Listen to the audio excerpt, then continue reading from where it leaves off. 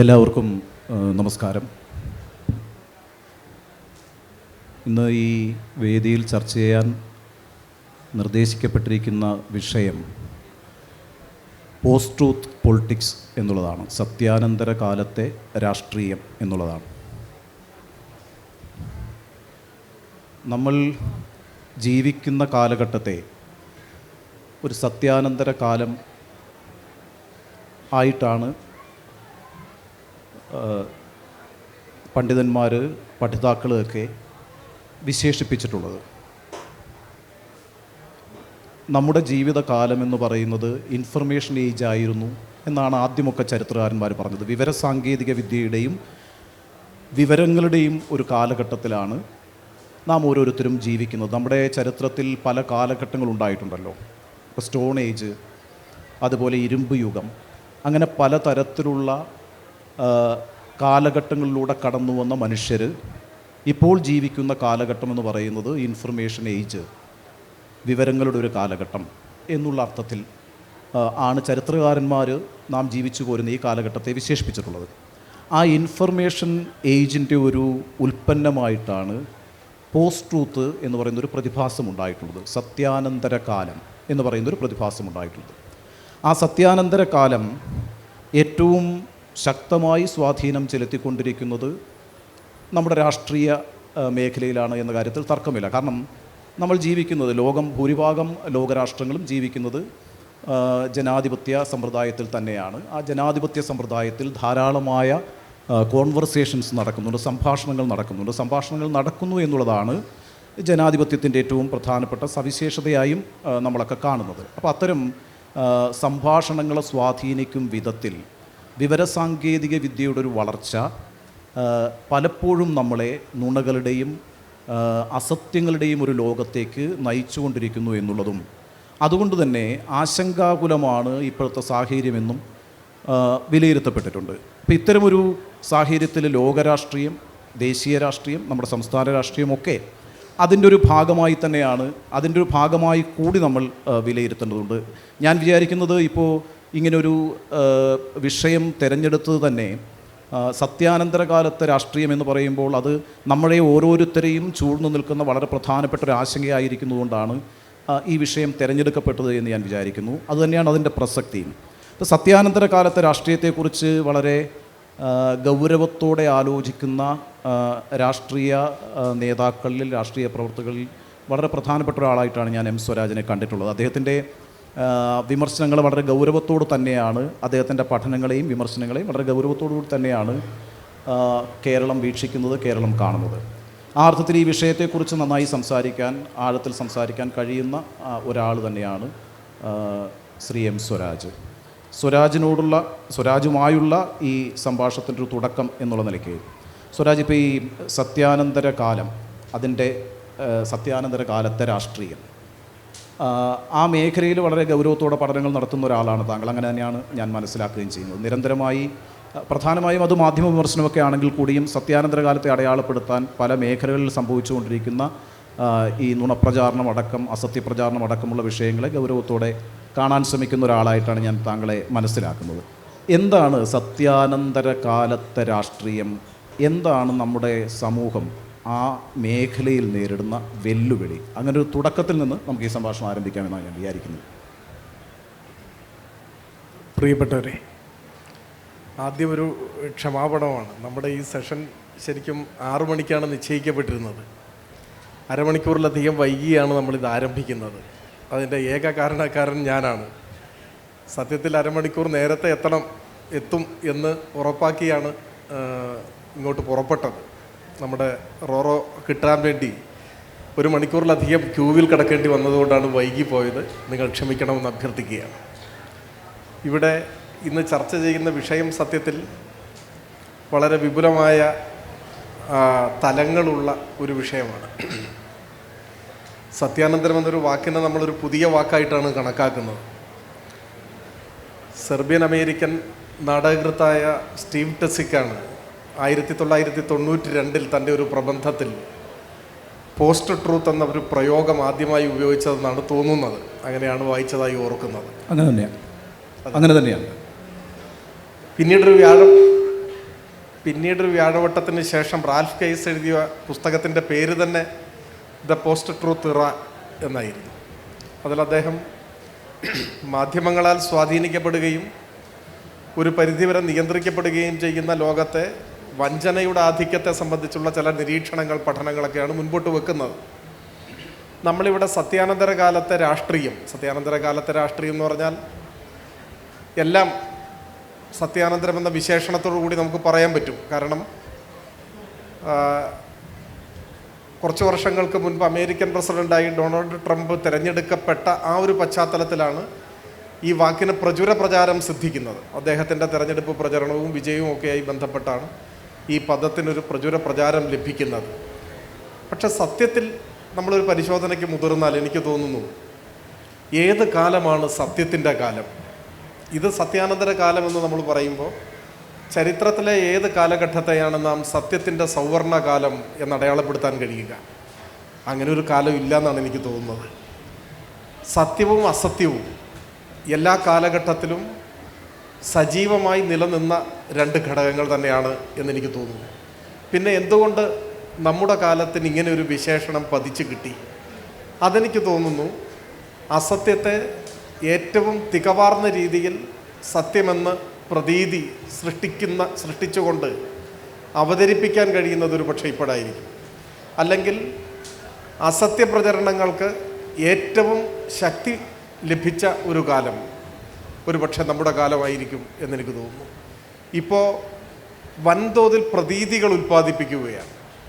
ഇപ്പോഴത്തെ സത്യാനന്തര കാലത്തെ രാഷ്ട്രീയമെന്ന് പറഞ്ഞാൽ പ്രതീതികൾ സൃഷ്ടിച്ചുകൊണ്ട് രാഷ്ട്രീയ ലക്ഷ്യങ്ങൾ നേടിയെടുക്കാൻ ശ്രമിക്കുന്ന നീക്കമാണ് എന്ന് വളരെ ലളിതമായിട്ടല്ല ലഘുവായി സൂചിപ്പിക്കാമെന്ന് എനിക്ക് തോന്നുന്നു. ഇപ്പോൾ ഏറ്റവും ഒടുവിൽ നടന്ന അമേരിക്കൻ പ്രസിഡന്റ് തിരഞ്ഞെടുപ്പ്, ആ അമേരിക്കൻ പ്രസിഡന്റ് തിരഞ്ഞെടുപ്പിൽ ട്രംപ് ഒരു ഘട്ടം കഴിഞ്ഞപ്പോൾ തൻ്റെ എതിർ സ്ഥാനാർത്ഥിയെ പിന്നിലാക്കുന്നതിന് വേണ്ടി അദ്ദേഹം ആവർത്തിച്ച് പ്രയോഗിച്ച ഒരു വാചകം കമ്മ്യൂണിസ്റ്റ് എന്നാണ്. കമലാ ഹാരിസിനെ വിശേഷിപ്പിച്ചത് അവരൊരു കമ്മ്യൂണിസ്റ്റാണ്. പരിഹാസ രൂപത്തിൽ കോമ്രേഡ് എന്ന വാക്ക് അദ്ദേഹം ഉപയോഗിക്കുകയുണ്ടായി. അമേരിക്കൻ ജനസാമാന്യത്തിൻ്റെ ഇപ്പോഴത്തെയും ഒരു ബോധനിലവാരത്തിൽ നിന്നുകൊണ്ട് എതിരാളിയെ തോൽപ്പിക്കാൻ കമ്മ്യൂണിസ്റ്റ് എന്നൊരു വിശേഷണം ഉചിതമാണ് എന്ന് ട്രംപ് തിരിച്ചറിയുന്നുണ്ട്. ആ ഒരു പ്രതീതി സൃഷ്ടിക്കുകയാണ്. നമ്മുടെ രാജ്യത്ത് ഇത് നമുക്ക് കാണാൻ സാധിക്കും. ദേശീയ രാഷ്ട്രീയത്തിൽ വൻതോതിലുള്ള പ്രതീതികൾ നിർമ്മിച്ചുകൊണ്ടാണ് രാഷ്ട്രീയാധികാരം പിടിച്ചെടുക്കാൻ ഉള്ള ശ്രമം കേന്ദ്ര ഭരണത്തിൻ്റെ കൂടി പിൻബലത്തിൽ ഇവിടെ നടന്നിട്ടുള്ളത്. അതിൻ്റെ ഏറ്റവും വലിയൊരു ഉദാഹരണം രണ്ട് കാര്യങ്ങൾ നമുക്ക് പെട്ടെന്ന് ഓർമ്മയിൽ വരുന്നുണ്ട്. ഒന്ന്, ഇന്ത്യൻ പാർലമെൻറ്റ് മന്ദിരത്തിൻ്റെ പുതിയ മന്ദിരത്തിൻ്റെ ഉദ്ഘാടനം. ആ ഉദ്ഘാടനം ഒരുപക്ഷെ ഒരു മതനിരപേക്ഷ രാഷ്ട്രത്തിന് ഒരിക്കലും ഉൾക്കൊള്ളാൻ കഴിയാത്ത വിധം പ്രത്യേക വിഭാഗത്തിൽപ്പെട്ട പുരോഹിതന്മാർ ആ ഉദ്ഘാടന ചടങ്ങ് കൈയടക്കിയതായിട്ടാണ് നമുക്ക് കാണാൻ പറ്റുക.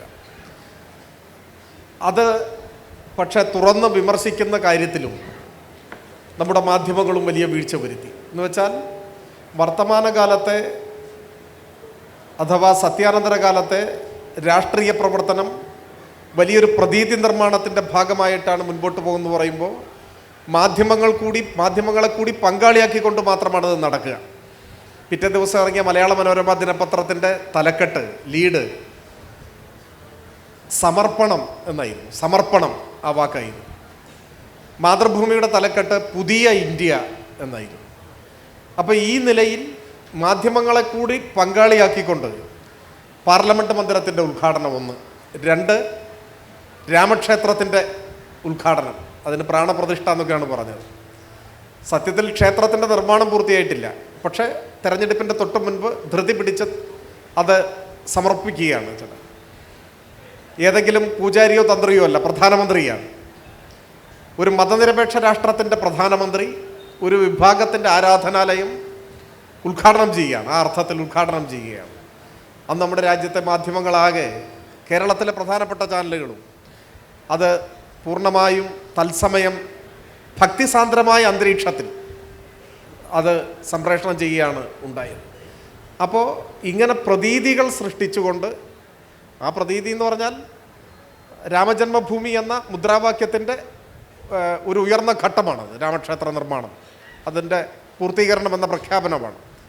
അപ്പോൾ സത്യാനന്തര കാലത്തെ രാഷ്ട്രീയ പ്രവർത്തനത്തിൻ്റെ പ്രധാനപ്പെട്ട മുഖം പ്രതീതികൾ സൃഷ്ടിച്ച അയാഥാർത്ഥമായ ഒരു ലോകത്തേക്ക് ജനങ്ങളെ നയിക്കുക എന്നതാണ്. അതിന് സാധിക്കുന്നതാവട്ടെ മാധ്യമങ്ങളുടെ നിർലോഭമായ പിന്തുണ കൊണ്ടുകൂടിയാണ് എന്നാണ് ഞാൻ വിചാരിക്കുന്നത്, അല്ലെങ്കിൽ എൻ്റെ നിരീക്ഷണം. മുതിർന്ന മാധ്യമപ്രവർത്തകൻ കൂടിയായ ഉണ്ണി ബാലകൃഷ്ണന് അത് കൂടുതൽ വിശദീകരിക്കാൻ കഴിയും എന്നാണ് എൻ്റെ പ്രതീക്ഷ. നോക്കൂ, ഇപ്പോൾ ഈ 1992 സ്റ്റീവ് ടെസിച്ച് എന്ന് പറയുന്ന സെർബിയൻ അമേരിക്കൻ എഴുത്തുകാരനാണ് ആദ്യമായിട്ട് പോസ്റ്റ് ട്രൂത്ത് എന്ന് പറയുന്നൊരു വാക്ക് പ്രയോഗിക്കുന്നത്. അത് ശരിയാണ്. ഈ 1992 ഒരു പ്രത്യേകതയുണ്ട്, ഞാൻ അതിലേക്ക് വരാം. 2016 ഓക്സ്ഫോർഡ് ഡിക്ഷണറീസ് ആ വർഷത്തെ വാക്കായിട്ട് പോസ്റ്റ് ട്രൂത്തിനെ തിരഞ്ഞെടുക്കുന്നത്. 2016 1992 പ്രത്യേകത എന്താണ് പോസ്റ്റ് ട്രൂത്ത് എന്ന വാക്കിന് ഓക്സ്ഫോർഡ് ഡിക്ഷണറി നൽകിയിരിക്കുന്ന നിർവചനം? അത് വസ്തുതകളല്ല, മറിച്ച് വൈകാരികതയാണ് എപ്പോഴും പോസ്റ്റ് ട്രൂത്ത് മുന്നിൽ നിർത്തുക.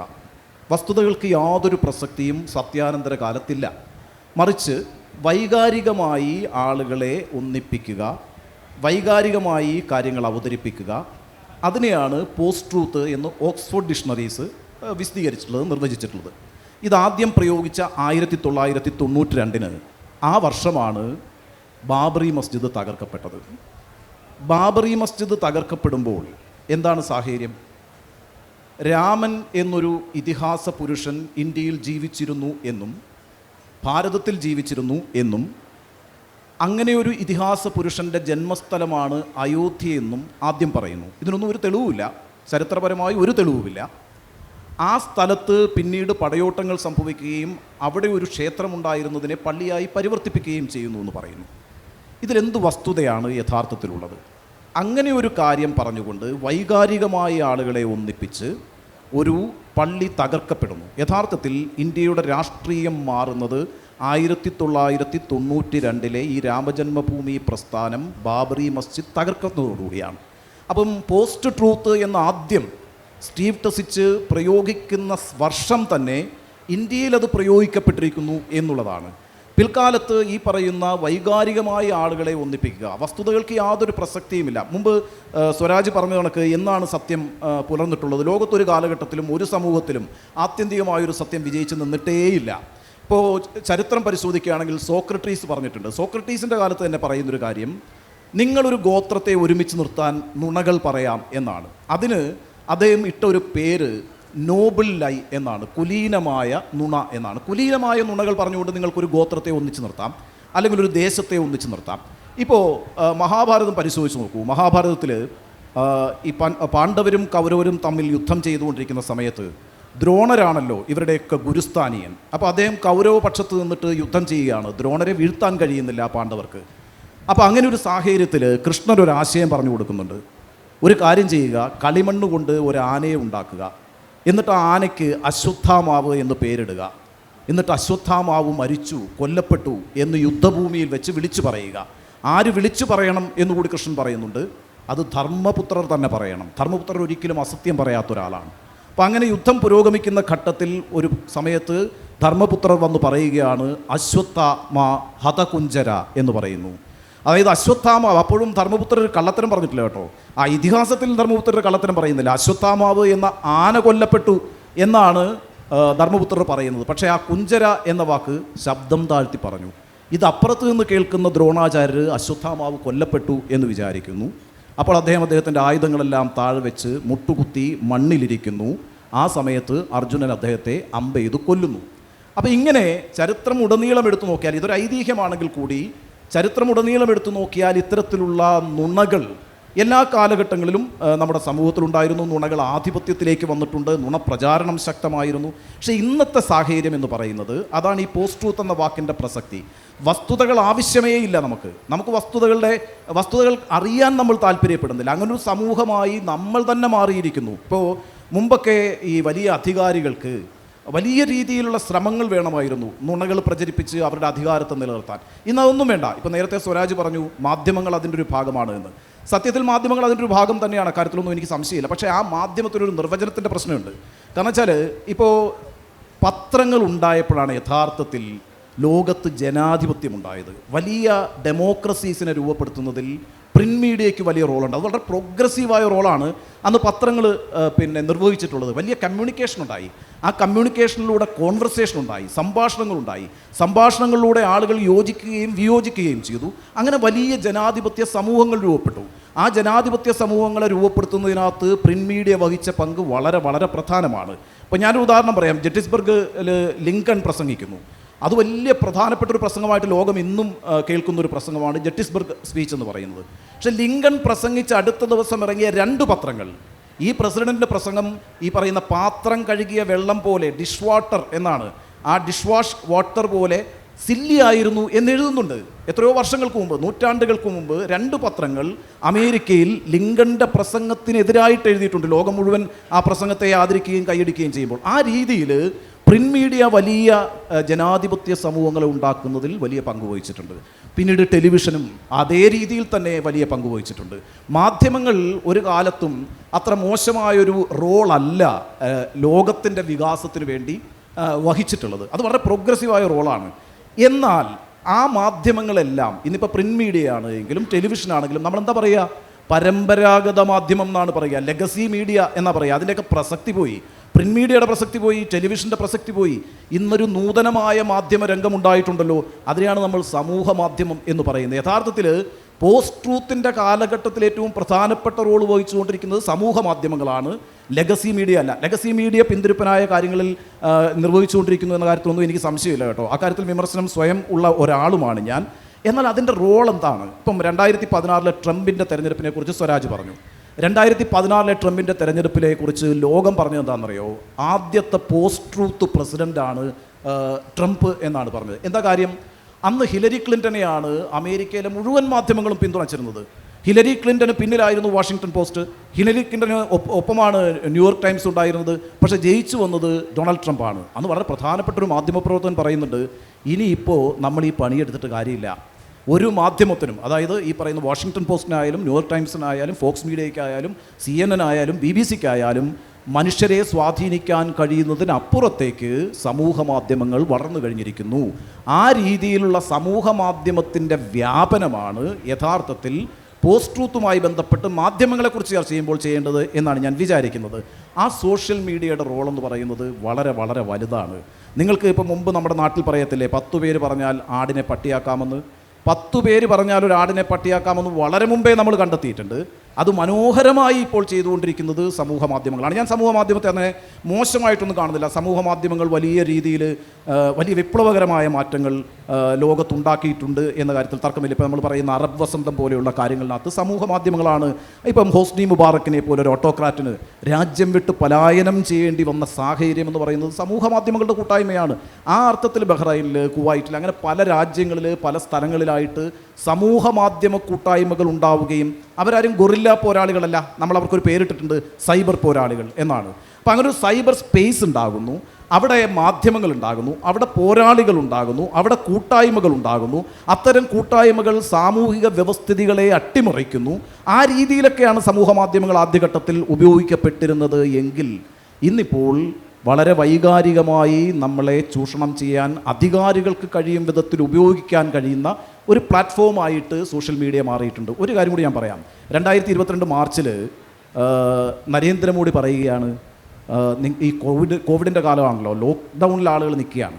ആ സമയത്താണ് അദ്ദേഹം പറയുന്നത്, നിങ്ങളെല്ലാവരും ബാൽക്കണിയിൽ പോയി നിന്ന് ഈ പാത്രത്തിൽ കൊട്ടണം എന്ന് പറഞ്ഞു. നോക്കൂ, ഇന്ത്യയിലെ ബഹുഭൂരിപക്ഷം വരുന്ന ആളുകളും ബാൽക്കണിയിൽ പോയി നിന്ന് പാത്രം കൊട്ടി കൊറോണ വൈറസിനെ പായിക്കാൻ ശ്രമിച്ചു. അങ്ങനെ രാജ്യമാണ് നമ്മുടേത്. അത് കഴിഞ്ഞിട്ട് അടുത്ത മാസം അദ്ദേഹം പറഞ്ഞു, നിങ്ങളെല്ലാവരും നിങ്ങളുടെ വീട്ടിലെ ലൈറ്റുകളെല്ലാം അണയ്ക്കണം വൈകിട്ട്, എന്നിട്ട് ഈ പറയുന്ന ക്യാൻഡിൽസ് കത്തിക്കണം. ഇനിയിപ്പോൾ ക്യാൻഡിൽ കിട്ടിയില്ലെങ്കിൽ നിങ്ങളുടെ മൊബൈലിൻ്റെ ടോർച്ച് ലൈറ്റ് ഓണാക്കി വെക്കണം, എന്നിട്ട് മന്ത്രങ്ങൾ ചൊല്ലണം, ശംഖു വിളിക്കണം. ഇങ്ങനെ യഥാർത്ഥത്തിൽ കോവിഡിനെ പ്രതിരോധിക്കേണ്ടത് ഇങ്ങനെയല്ല എന്ന് മാത്രമല്ല, ഒരു ഭരണാധികാരി ഇങ്ങനെ ആഹ്വാനവും ചെയ്തുകൂടാ. പക്ഷേ ആ ഭരണാധികാരിക്ക് ഒരു രാഷ്ട്രീയമുണ്ട്. ആ രാഷ്ട്രീയം എന്ന് പറയുന്നത് ഈ ശംഖുവിളിയും മന്ത്രജപവുമാണ്. അതിലൂടെ ആളുകളെ ഒന്നിപ്പിക്കുക എന്നുള്ളതാണ്. അങ്ങനെ തൻ്റെ സാമ്രാജ്യം ഊട്ടിയുറപ്പിക്കുക, അധികാരം ഊട്ടിയുറപ്പിക്കുക എന്നതാണ്. ഇതിന് നിന്നുകൊടുക്കുന്ന ആളുകളായി നമ്മെ പരിവർത്തിപ്പിക്കുന്നതിനകത്ത് ഈ വൈകാരികതയുടെ പ്രശ്നമുണ്ട്. മാധ്യമങ്ങളെ മാറ്റി നിർത്തിയാലും ഞാൻ പറയുന്ന നമ്മുടെ രാഷ്ട്രീയത്തിൽ ഇത്തരത്തിലുള്ള വൈകാരികമായ വസ്തുതകൾക്കപ്പുറത്ത് വൈകാരികതയെ മുന്നിൽ നിർത്തിക്കൊണ്ട് ആളുകളെ ഒരുമിപ്പിക്കുകയും അവരെ തങ്ങൾക്ക് അനുകൂലമാക്കി മാറ്റുകയും ചെയ്യുന്നു എന്നുള്ളതാണ്. 2019 തെരഞ്ഞെടുപ്പ് കാലത്ത് ഞാൻ വടക്കേ ഇന്ത്യയിലൂടെ ഒരു യാത്ര നടത്തിയിട്ടുണ്ട്.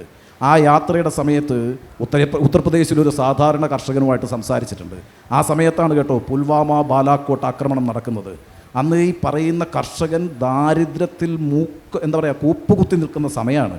അന്ന് ഞാൻ അയാളോട് ചോദിക്കുന്നുണ്ട്, നിങ്ങൾ ആർക്കാ വോട്ട് ചെയ്യുക എന്നുള്ളത്. സ്വാഭാവികമായിട്ടും ആ കർഷകൻ സർക്കാരിന് എതിരാകേണ്ടതാണ്. ഉത്തർപ്രദേശിലും കേന്ദ്രത്തിലും BJP ഭരിക്കുന്ന സമയമാണ്. ആ കർഷകന് എതിരാകേണ്ട സമയമാണ്. പക്ഷേ അയാൾ എന്നോട് പറഞ്ഞത്, ഞാൻ BJPക്കാണ് വോട്ട് ചെയ്യുക, കാരണം ഇത് ദേശരക്ഷയുടെ പ്രശ്നമാണ് എന്നാണ്. ഏതോ ദേശരക്ഷാക്കി ബാത്ത് ഹേ എന്നാണ്. ആ വാക്ക് ഞാൻ മറക്കത്തില്ല. അങ്ങനെയാണ് പറഞ്ഞത്. കാരണം ഇത് ദേശരക്ഷയാണേ. അതിനേക്കാളാണ് എൻ്റെ ദാരിദ്ര്യത്തിനപ്പുറത്ത്, എൻ്റെ തൊഴിലില്ലായ്മയ്ക്കപ്പുറത്ത്, എൻ്റെ പട്ടിണിക്കപ്പുറത്ത്, എനിക്ക് ജീവിക്കാൻ കഴിയാത്ത സാഹചര്യത്തിൽ ഞാൻ ജീവിക്കുമ്പോഴും എൻ്റെ രാജ്യത്തിൻ്റെ രക്ഷ ഒരു പ്രശ്നമാണ്. അങ്ങനെ അയാളെ കൊണ്ട് തോന്നിപ്പിക്കുന്നു എന്നുള്ളതാണ്. അപ്പോൾ ഈ പട്ടിണിയുടെ പ്രശ്നം മാറുന്നു, തൊഴിലില്ലായ്മയുടെ പ്രശ്നം മാറുന്നു, മറ്റെല്ലാ വിഷമതകളും മാറുന്നു. എന്നിട്ട് വൈകാരികമായി ഒരാളെ സ്റ്റേറ്റിനൊപ്പം നിർത്തുന്നു. ഇതാണ് പോസ്റ്റ് ട്രൂത്ത് എന്ന് പറയുന്നത്. നിങ്ങളെ വൈകാരികമായി സംഘടിപ്പിക്കാൻ കഴിയൂ എന്നുള്ളതാണ്. ആ മേഖലയിൽ മാധ്യമങ്ങൾ ചെറുതല്ലാത്ത പങ്ക് വഹിക്കുന്നു എന്ന കാര്യത്തിൽ എനിക്കൊരു സംശയമില്ല. ഇപ്പോൾ സ്വരാജ് പറഞ്ഞ വിമർശനം വളരെ ശരിയായിട്ടുള്ള കാര്യമാണ്. ഈ പറയുന്ന ഗണപതി ഹോമത്തെ പ്രകീർത്തിക്കുന്നു അല്ലേ? പാർലമെൻറ്റ് ഉദ്ഘാടനം ചെയ്യുമ്പോൾ ഗണപതി ഹോമമൊക്കെ നടത്താൻ കഴിയും വിധത്തിൽ ഒരു രാജ്യം മാറി തീർന്നിരിക്കുന്നു. എതിർശബ്ദങ്ങൾ ഉണ്ടാകുന്നില്ല കേട്ടോ. മാധ്യമങ്ങളിലാണ് എതിർശബ്ദം ഉണ്ടാകേണ്ടത് യഥാർത്ഥത്തിൽ. അതുണ്ടാകുന്നില്ല എന്നുള്ളതാണ്. അതുകൊണ്ടാണ് ഞാൻ ഈ ലിങ്കൻ്റെ ജെറ്റിസ്ബർഗ് സ്പീച്ചിനെ കുറിച്ച് പറഞ്ഞത്. അന്നത്തെ കാലത്ത് അന്ന് 2 പത്രങ്ങൾ ലിങ്കനെ വെല്ലുവിളിക്കുന്നുണ്ട്. അപ്പം ആ രീതിയിലൊരു ടോട്ടാലിറ്റേറിയൻ സമൂഹമായിട്ട് മാറുന്നു എന്നുള്ളതാണ്. ഡെമോക്രസി പോകുന്നു എന്നുള്ളതാണ്. ജനാധിപത്യം പോകുന്നു. പകരം ഒരു സമഗ്രാധിപത്യ ഭരണകൂടത്തിന് വികസിച്ചു വരാൻ കഴിയും പാകത്തിൽ സോഷ്യൽ മീഡിയ എന്ന് പറയുന്ന പ്ലാറ്റ്ഫോം വലിയ രീതിയിൽ ഉപയോഗിക്കപ്പെട്ടുകൊണ്ടിരിക്കുന്നു. അതുകൊണ്ട് നമുക്ക് ഈ ലെഗസി മീഡിയയുമായി ബന്ധപ്പെട്ട വിമർശനങ്ങളെക്കാൾ സൂക്ഷ്മതയോടുകൂടി കേരളം കാണേണ്ടത്, ലോകം കണ്ടുകൊണ്ടിരിക്കുന്നതും രാജ്യം കാണേണ്ടതും ഈ സമൂഹ മാധ്യമങ്ങളാണ് എന്നുള്ളതാണ്. സമൂഹ മാധ്യമവുമായി ബന്ധപ്പെട്ടത് നല്ല രീതിയിൽ രാഷ്ട്രീയ പാർട്ടികളൊക്കെ ഉപയോഗിക്കുന്നുണ്ട് കേട്ടോ. എല്ലാ രാഷ്ട്രീയ പ്രസ്ഥാനങ്ങളും അവരുടെ ഒരു സമൂഹ മാധ്യമ വിഭാഗമുണ്ട്. ആ വിഭാഗത്തെ അവരവരുടെ പ്രചാരണത്തിനായി ഉപയോഗിക്കുന്നുണ്ട്. പക്ഷേ അത് ഭംഗിയായി ഉപയോഗിക്കുന്നത് ഈ വൈകാരികമായ വിഷയങ്ങളെ ഉന്നയിച്ച് അധികാരത്തെ നിലനിർത്താനും അധികാരത്തിൻ്റെ തുടർച്ച ഉറപ്പാക്കാനും ശ്രമിക്കുന്ന അതിതീവ്ര വലതുപക്ഷ വിഭാഗങ്ങളാണ്. ആ വിഭാഗങ്ങളുടെ കയ്യിലാണ് യഥാർത്ഥത്തിൽ ഇപ്പോൾ സോഷ്യൽ മീഡിയ പ്ലാറ്റ്ഫോം എന്നുള്ളതാണ്. ആ സോഷ്യൽ മീഡിയ പ്ലാറ്റ്ഫോമിനെ വേണ്ട രീതിയിൽ ഉപയോഗിക്കുന്നതിൽ ഇടതുപക്ഷത്തിന് എത്രത്തോളം സാധ്യമായിട്ടുണ്ട് സ്വരാജ്? ഇടതുപക്ഷം എത്രത്തോളം വിജയിച്ചിട്ടുണ്ട് അത്തരത്തിൽ? നേരിട്ടതിലേക്ക് മറുപടി പറയുന്നതിന് മുമ്പായി സത്യാനന്തര കാലഘട്ടത്തിൻ്റെ ഒരു സവിശേഷത നേരത്തെ ഇവിടെ സൂചിപ്പിക്കുകയുണ്ടായി. മഹാഭാരതത്തിൽ യുദ്ധത്തിൽ അശ്വത്ഥമാവ് എന്നൊരു ആന കൊല്ലപ്പെട്ടപ്പോഴാണ് അങ്ങനെ ഒരു പ്രചരണം ഉണ്ടായത്. ഈ കാലത്തിൻ്റെ പ്രത്യേകത അങ്ങനെ ഒരു ആനയുടെ ആവശ്യമില്ല എന്നാണ്. ആനയുടെ ആവശ്യമില്ല പറയാം. അപ്പോൾ അതൊരു വളർച്ചയാണ്. അതൊരു പ്രതീതി നിർമ്മാണത്തിൻ്റെ വളർച്ചയാണ്. ആ നിലയിലേക്ക് ഇന്നത്തെ ലോകം കുറച്ച് മാറിയിട്ടുണ്ട്. അതുകൊണ്ടായിരിക്കും നമ്മുടെ കാലത്തെ ഇങ്ങനെയൊരു വിശേഷണം ചേർത്ത് പറയുന്നുണ്ടാവുക. ഇവിടെ ഉണ്ണി ബാലകൃഷ്ണൻ മുൻപോട്ട് വെച്ച ഒരു നിരീക്ഷണത്തോട് എനിക്ക് ഭാഗികമായ വിയോജിപ്പുണ്ട്. അത് മറ്റൊന്നുമല്ല, ഇപ്പം മാധ്യമങ്ങളുടെ ചരിത്രം പരിശോധിച്ചാൽ ലോകത്തിൻ്റെ ഗതി നിർണ്ണയിക്കുന്നതിൽ തന്നെ വലിയ സ്വാധീനം ചെലുത്തിയിട്ടുള്ള, ചരിത്രത്തിൽ എക്കാലവും ഓർമ്മിക്കപ്പെടുന്ന ഒരുപാട് മാധ്യമങ്ങൾ എന്ന് വെച്ചാൽ പത്രങ്ങൾ, ആദ്യകാലത്ത് പത്രങ്ങളാണല്ലോ നമുക്ക് കാണാൻ പറ്റും. അതിൻ്റെ ഭാഗമായി വലിയ അടിച്ചമർത്തലിനെ നേരിടേണ്ടി വന്ന പത്രങ്ങൾ, ജയിലിലടയ്ക്കപ്പെട്ട പത്രാധിപന്മാരുടെയും അടച്ചുപൂട്ടിയ പത്രങ്ങളുടെയും ചരിത്രം കൂടിയാണ് ലോകത്തിലെ പത്രങ്ങളുടെ ചരിത്രം. കേരളത്തിലും രാജ്യത്തും ലോകമാകെയും ഇതിനൊരുപാട് ഉദാഹരണങ്ങളുമുണ്ട്. ഞാൻ ആ ഉദാഹരണങ്ങളിലേക്ക് ഇപ്പോൾ പോകുന്നില്ല. ഇപ്പോൾ സാമൂഹ്യ മാധ്യമങ്ങളെ സംബന്ധിച്ച്, സാമൂഹ്യ മാധ്യമങ്ങളിലൂടെ പ്രചരിപ്പിക്കപ്പെടുന്ന വാർത്തകൾ സംബന്ധിച്ചും എനിക്ക് പൂർണ്ണമായി യോജിപ്പാണ്. ഇവിടെ ഉയർത്തിയ വിമർശനത്തോട് എനിക്ക് പൂർണ്ണമായി യോജിപ്പാണ്. പക്ഷേ നമ്മളൊന്ന് സൂക്ഷ്മമായി നിരീക്ഷിച്ചാൽ നമുക്ക് മനസ്സിലാക്കാൻ കഴിയും, സാമൂഹ്യ മാധ്യമങ്ങളിൽ നിക്ഷിപ്ത താല്പര്യത്തോടെയുള്ള സത്യാനന്തര കാലത്തെ പ്രചരണം, ആ പ്രചരണത്തിന് ഉപയോഗിക്കുന്ന ഒരു വസ്തു ഈ ലെഗസി മീഡിയ എന്ന് വിശേഷിപ്പിക്കപ്പെട്ട പത്രങ്ങളിലെയും ടെലിവിഷൻ ചാനലുകളിലെയും വാർത്തകളാണ്. ആ വാർത്തകൾ ഉപയോഗിച്ചു അത് വളരെ എളുപ്പത്തിൽ മനസ്സിലാകാൻ ഞാനൊരു കാര്യം പറയാം. ഈ പറഞ്ഞ ഇതുവരെ പരാമർശിച്ച കാര്യങ്ങളുടെ ആ ഗൗരവത്തിൽ ആ വലിപ്പത്തിലുള്ള കാര്യമല്ല, ചെറിയൊരു കാര്യം. കഴിഞ്ഞ ദിവസം ഒരു MLA അറസ്റ്റ് ചെയ്യപ്പെട്ടു. പിറ്റേ ദിവസം അദ്ദേഹത്തിന് ജാമ്യം കിട്ടി. സാധാരണ നടപടിക്രമമാണ്, സ്വാഭാവികമായിട്ട് എല്ലാവർക്കും പ്രതീക്ഷിക്കാൻ കഴിയുന്നൊരു കാര്യമാണ്. ആ വാർത്ത ബ്രേക്ക് ചെയ്തു എന്നവകാശപ്പെട്ട ടെലിവിഷൻ ചാനൽ ആ വാർത്ത ബ്രേക്ക് ചെയ്യുന്നത് MLAക്ക് നിരുപാധികം ജാമ്യം കിട്ടി എന്നാണ്. അപ്പോൾ ലേഖകൻ വിശദീകരിക്കുന്നു, ഒരു ഉപാധിയുമില്ലാതെയാണ് ജാമ്യം. അപ്പോൾ പിന്നെ അതിൻ്റെ മേലെയുള്ള സ്വാഭാവികമായ വിശേഷണങ്ങൾ വരും. കോടതി ഒരു ഉപാധിയുമില്ലാതെ ജാമ്യം കൊടുത്തു. ഇതാദ്യം വരുന്നത് ഒരു ടെലിവിഷൻ ചാനലിലാണ്. എൻ്റെ ശ്രദ്ധയിൽ ഇത് വന്നു. ഞാൻ അത്ഭുതപ്പെട്ടു. PDPP ആക്ട് പ്രകാരം കേസെടുത്താൽ ഉപാധിയില്ലാതെ ജാമ്യം കിട്ടില്ല ഇപ്പോൾ കേരളത്തിൽ. കാരണം അതിന് മുൻപുള്ളൊരു സുപ്രീം കോടതി വിധിയുടെ കൂടി പശ്ചാത്തലമുണ്ട്. ഒന്നാമത്തെ ഉപാധി പൊതുമുതൽ നശിപ്പിക്കപ്പെട്ടു എന്ന കേസിൽ നശിപ്പിക്കപ്പെട്ട പൊതുമുതലിൻ്റെ തത്തുല്യമായ തുക കെട്ടിവെക്കണം. അതാണ് ഒന്നാമത്തെ ജാമ്യം. എന്നാലേ ജാമ്യം അപേക്ഷ എടുക്കുള്ളൂ. അപ്പോൾ കുറച്ച് കഴിയുമ്പോൾ വിശദാംശങ്ങൾ പുറത്തു വരുന്നത് നശിപ്പിക്കപ്പെട്ട പൊതുമുതലിന് തത്തുല്യമായ പണം കെട്ടിവെക്കണം, ഒന്നാമത്തെ ഉപാധി. 50,000 രൂപയുടെ ബോണ്ട്, 2 ആളുകളുടെ ജാമ്യം. അടുത്ത വ്യവസ്ഥ എല്ലാ ഒന്നിടപെട്ട ബുധനാഴ്ചകളിലും അന്വേഷണ ഉദ്യോഗസ്ഥൻ്റെ മുൻപാകെ ഹാജരാകണം. ഈ 3-4 ഉപാധികളുടെ അടിസ്ഥാനത്തിലാണ് ജാമ്യം അനുവദിച്ചിട്ടുള്ളത് കോടതി. എന്നാൽ ആദ്യം ചാനൽ ബ്രേക്ക് ചെയ്യുന്ന എന്താണ്? നിരുപാധികം ജാമ്യം കൊടുത്തു എന്നാണ്.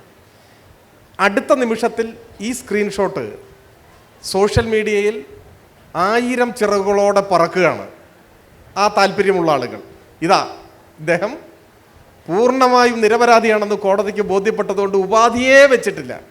അപ്പോൾ എന്താണ്?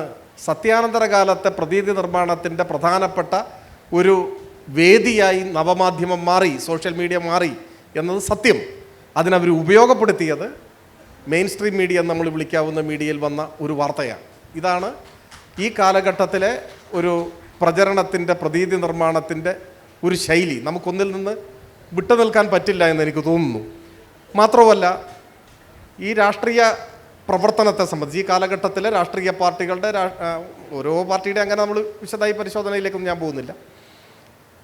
പ്രതീതികൾ സൃഷ്ടിച്ച് അതിനെ വൈകാരികമായി ഒരു യാഥാർത്ഥ്യമാണ് എന്ന തോന്നൽ ഉൽപ്പാദിപ്പിച്ച് കൊണ്ടു നടക്കണമെങ്കിൽ മാധ്യമങ്ങളുടെ പിന്തുണയില്ലാതെ പറ്റില്ല. അത് മനസ്സിലാക്കാൻ കേരളത്തിൽ നിന്ന് തന്നെ എളുപ്പമെടുക്കാം. ഇപ്പോൾ കഴിഞ്ഞ കുറച്ച് വർഷങ്ങളായി സ്ഥാനത്തും അസ്ഥാനത്തുമെല്ലാം കേരളത്തിലെ പ്രതിപക്ഷവും എന്നുവെച്ചാൽ കേരളത്തിലെ വിശാല വലതുപക്ഷവും നല്ലൊരു പങ്ക് മാധ്യമങ്ങളും എടുത്തുപയോഗിച്ച ഒരു പ്രയോഗമാണ് വാളയാറിലെ അമ്മ. അതായിരുന്നു പ്രയോഗം, വാളയാറിലെ അമ്മ. വാളയാറിലെ അമ്മ, ആ സംഭവം എല്ലാവർക്കും അറിയും. അത്യന്തം വേദനാജനകമാണ്. 2 പെൺകുഞ്ഞുങ്ങൾ, അവരുടെ ദുരന്തം.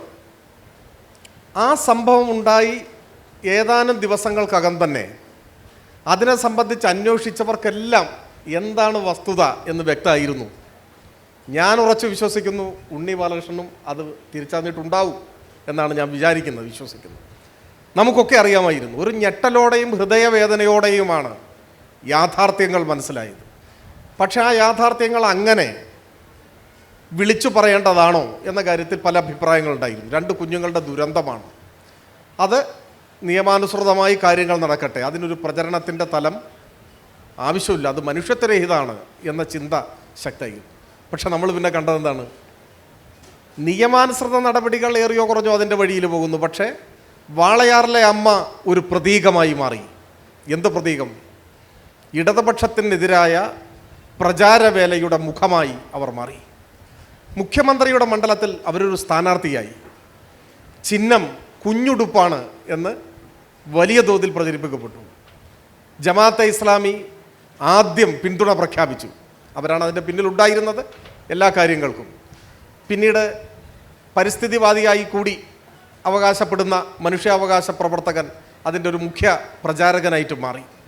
കേരളത്തിലെ എല്ലാ അസംബ്ലി മണ്ഡലങ്ങളിലും അവിടെ നോമിനേഷൻ കൊടുത്ത ശേഷം കുറച്ച് ദിവസം അവിടെ നിന്നിട്ട് എല്ലാ അസംബ്ലി മണ്ഡലങ്ങളിലും UDF സ്ഥാനാർത്ഥിയുടെ പ്രചരണത്തിന് വേണ്ടി വാളയാറിലെ അമ്മ എത്തി. ഒരു ഘട്ടത്തിൽ അവരവരുടെ തല മുണ്ഡനം ചെയ്തു. ഇതെല്ലാം വളരെ ആസൂത്രിതമായി തയ്യാറാക്കിയ ഒരു തിരക്കഥയുടെ ഭാഗമായി സംഘടിപ്പിക്കപ്പെട്ടു. ഇപ്പോൾ അതിലൊരു വ്യക്തത വന്നിരിക്കുന്നു. ഇപ്പോഴും വ്യക്തത വന്നു എന്ന് ചിലർ സമ്മതിച്ച് തന്നേക്കില്ല. പക്ഷേ ഇപ്പോൾ ഒരു വഴിത്തിരിവിൽ എത്തി നിന്നിരിക്കുന്നു. ഞാൻ പറഞ്ഞത്, ഈ പ്രതീതി സൃഷ്ടിക്കുന്നതിന് മുൻകൈയെടുത്തത് കേരളത്തിലെ പ്രതിപക്ഷവും ഇപ്പോൾ അവരോടൊപ്പം നിൽക്കുന്ന മറ്റു ചില വിഭാഗങ്ങളും ആണ്. പക്ഷേ ആ പ്രതീതി കേരളത്തിൽ ചെറിയൊരു വിഭാഗം ആളുകളെയെങ്കിലും അത് സത്യമാണ്, അവർ നീതി ലഭിക്കാതെ പോയ ഒരാളാണ്, അവർ പറയുന്നതാണ് സത്യം എന്ന ധാരണയിലേക്ക് എത്തിയത് സോഷ്യൽ മീഡിയ കേന്ദ്രീകരിച്ച് നടന്ന വലിയ പ്രചാരവേലയുടെ ഭാഗമായിട്ടാണ്. എന്നാൽ അതിന് സഹായകമായി വന്നത് മെയിൻ സ്ട്രീം മീഡിയയുമാണ്. ഇപ്പോൾ വന്ന് സംഭവിക്കുന്നത് കേരളത്തിലെ ഒരു ചെറിയ വൃത്തത്തിൽ നോക്കിയാലെങ്കിലും, മുഖ്യധാര എന്ന വാക്ക് എന്തോ ആവട്ടെ, നമ്മളങ്ങനെയാണ് പ്രയോഗിച്ചു വരുന്നത്, കേരളത്തിലെ പ്രമുഖ മാധ്യമങ്ങൾ അഥവാ പ്രധാന മാധ്യമങ്ങളും കേരളത്തിലെ സോഷ്യൽ മീഡിയയിൽ നടക്കുന്ന പ്രചരണവും ഏറിയോ കുറഞ്ഞോ കൈകോർത്ത് പിടിച്ചുകൊണ്ട് പോകുന്നു എന്നൊരു പ്രശ്നമുണ്ട്. ഒരുപാട് ഉദാഹരണങ്ങൾ നമുക്ക് കണ്ടുപിടിക്കാൻ സാധിക്കും, നമുക്ക് ചർച്ച ചെയ്യാനും സാധിക്കും. ഇത് ഓരോ പ്രദേശത്തും അതിനനുസൃതമായിട്ടാണ് ഉപയോഗിക്കപ്പെടുന്നത്. ഇപ്പോൾ ലെഗസി മീഡിയ എന്നാണ് വാക്ക് ഉപയോഗിച്ചത്.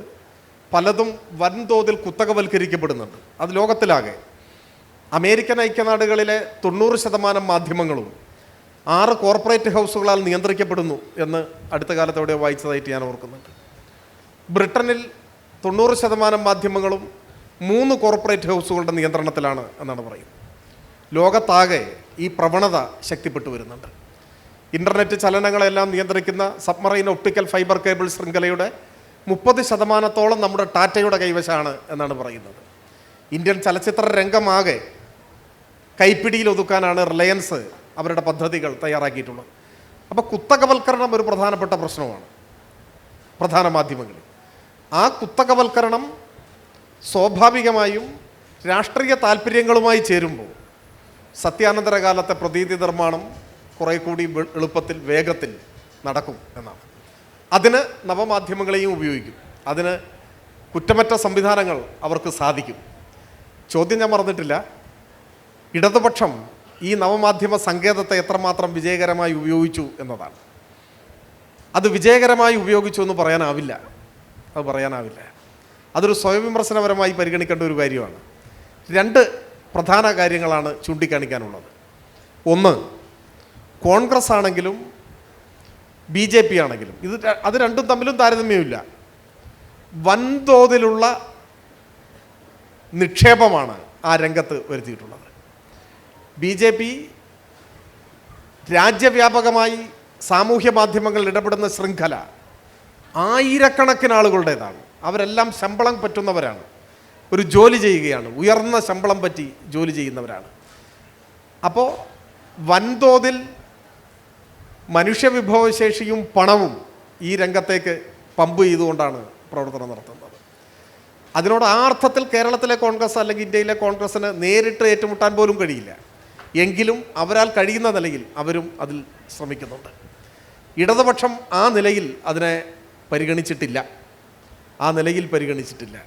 ഇടതുപക്ഷ ആഭിമുഖ്യമുള്ള ധാരാളം ആളുകൾ സ്വന്തം നിലയിൽ ഇത് ഞങ്ങളുടെ ഒരു രാഷ്ട്രീയ ഉത്തരവാദിത്വമാണ് എന്ന് കരുതി നവമാധ്യമങ്ങളിൽ ഇടപെടുന്നുണ്ട്. അവർ ഫലപ്രദമായും ഭംഗിയായും ഇടപെടുന്നുണ്ട്. ചില ആളുകൾ ഇടതുപക്ഷക്കാരൊക്കെ ആയിരിക്കും ചിലപ്പോൾ, പൂർണ്ണമായോ ഭാഗികമായോ, എന്നാൽ ഇടതുപക്ഷേതരമായ രീതിയിൽ ഇടപെടുന്നവരുമുണ്ട്. അത് ഗുണമല്ല ഇടതുപക്ഷത്തിനുണ്ടാക്കുന്നത്, പലപ്പോഴും ഗുണത്തേക്കാളേറെ ദോഷമാണ്. അത് ഏതെങ്കിലും ഒരു തീരുമാനത്തിൻ്റെയോ ആഹ്വാനത്തിൻ്റെയോ ഭാഗമായിട്ടല്ല. അത്തരത്തിലുള്ള ഇടപെടലുകളെ ഞങ്ങൾ അംഗീകരിക്കുന്നുമില്ല, തള്ളിപ്പറയുകയാണ്. എന്നാൽ ഇടതുപക്ഷ രാഷ്ട്രീയം ഉയർത്തിപ്പിടിച്ചുകൊണ്ട് ഏറ്റവും അന്തസ്സുറ്റ നിലയിൽ ആ പ്ലാറ്റ്ഫോമിൽ അഭിപ്രായം പറയുകയും പ്രചരണം നടത്തുകയും ചെയ്യുന്ന ധാരാളം പേരുണ്ട്. അവരാരും 5 പൈസ പോലും പ്രതിഫലം പറ്റുന്നവരല്ല. അതൊരു രാഷ്ട്രീയ പ്രതിബദ്ധതയുടെ ഭാഗമായിട്ട് അവർ ഏറ്റെടുത്തിട്ടുള്ളൊരു കാര്യമാണ്. ഇപ്പോൾ അങ്ങനെയാണ് ഇടതുപക്ഷത്തിൻ്റെ ഈ നവമാധ്യമ രംഗത്തെ പ്രവർത്തനം ഏതാണ്ട് ഒട്ടൊക്കെ നടന്നു പോകുന്നത് അങ്ങനെയാണ്. അതിനെ കുറേ കൂടി ഒരു സുസംഘടിതമാക്കി മാറ്റാൻ ഒരുപക്ഷെ കഴിഞ്ഞേക്കും. എങ്കിലും ഇന്ന് നമ്മുടെ രാജ്യത്ത് വർഗീയ വലതുപക്ഷ ശക്തികൾ ഈ രംഗത്തെ ഉപയോഗിക്കുന്ന രീതിയിൽ അതേ ശൈലിയിൽ ഉപയോഗിക്കാൻ ഇടതുപക്ഷത്തിന് സാധിക്കില്ല എന്നത് ഒരു വസ്തുതയുമാണ്. എല്ലാ ഇടതുപക്ഷ പ്രവർത്തകരും അതിൽ ഒരു രാഷ്ട്രീയ പ്രവർത്തനമായി കണ്ടുകൊണ്ട് ആ പ്ലാറ്റ്ഫോം ഉപയോഗപ്പെടുത്താൻ ശ്രമിക്കുക എന്നത് മാത്രമേ അതിൽ ഇപ്പോൾ നമുക്ക് പറയാൻ സാധിക്കൂ എന്നാണ്. ഈ സ്വരാജ് പറഞ്ഞ ഈ മുഖ്യധാരാ മാധ്യമ വിമർശനങ്ങളെ ഉൾക്കൊള്ളുന്ന ഒരാളാണ് ഞാൻ. അക്കാര്യത്തിൽ ഇപ്പം ഞാൻ പ്രവർത്തിച്ചുകൊണ്ടിരിക്കുന്ന മേഖല കുഴപ്പമറ്റതോ പൂർണ്ണമായും ശരിയായ ഒരു ദിശയിൽ സഞ്ചരിക്കുന്നതാണ് എന്നുള്ള അഭിപ്രായമൊന്നും എനിക്കില്ല.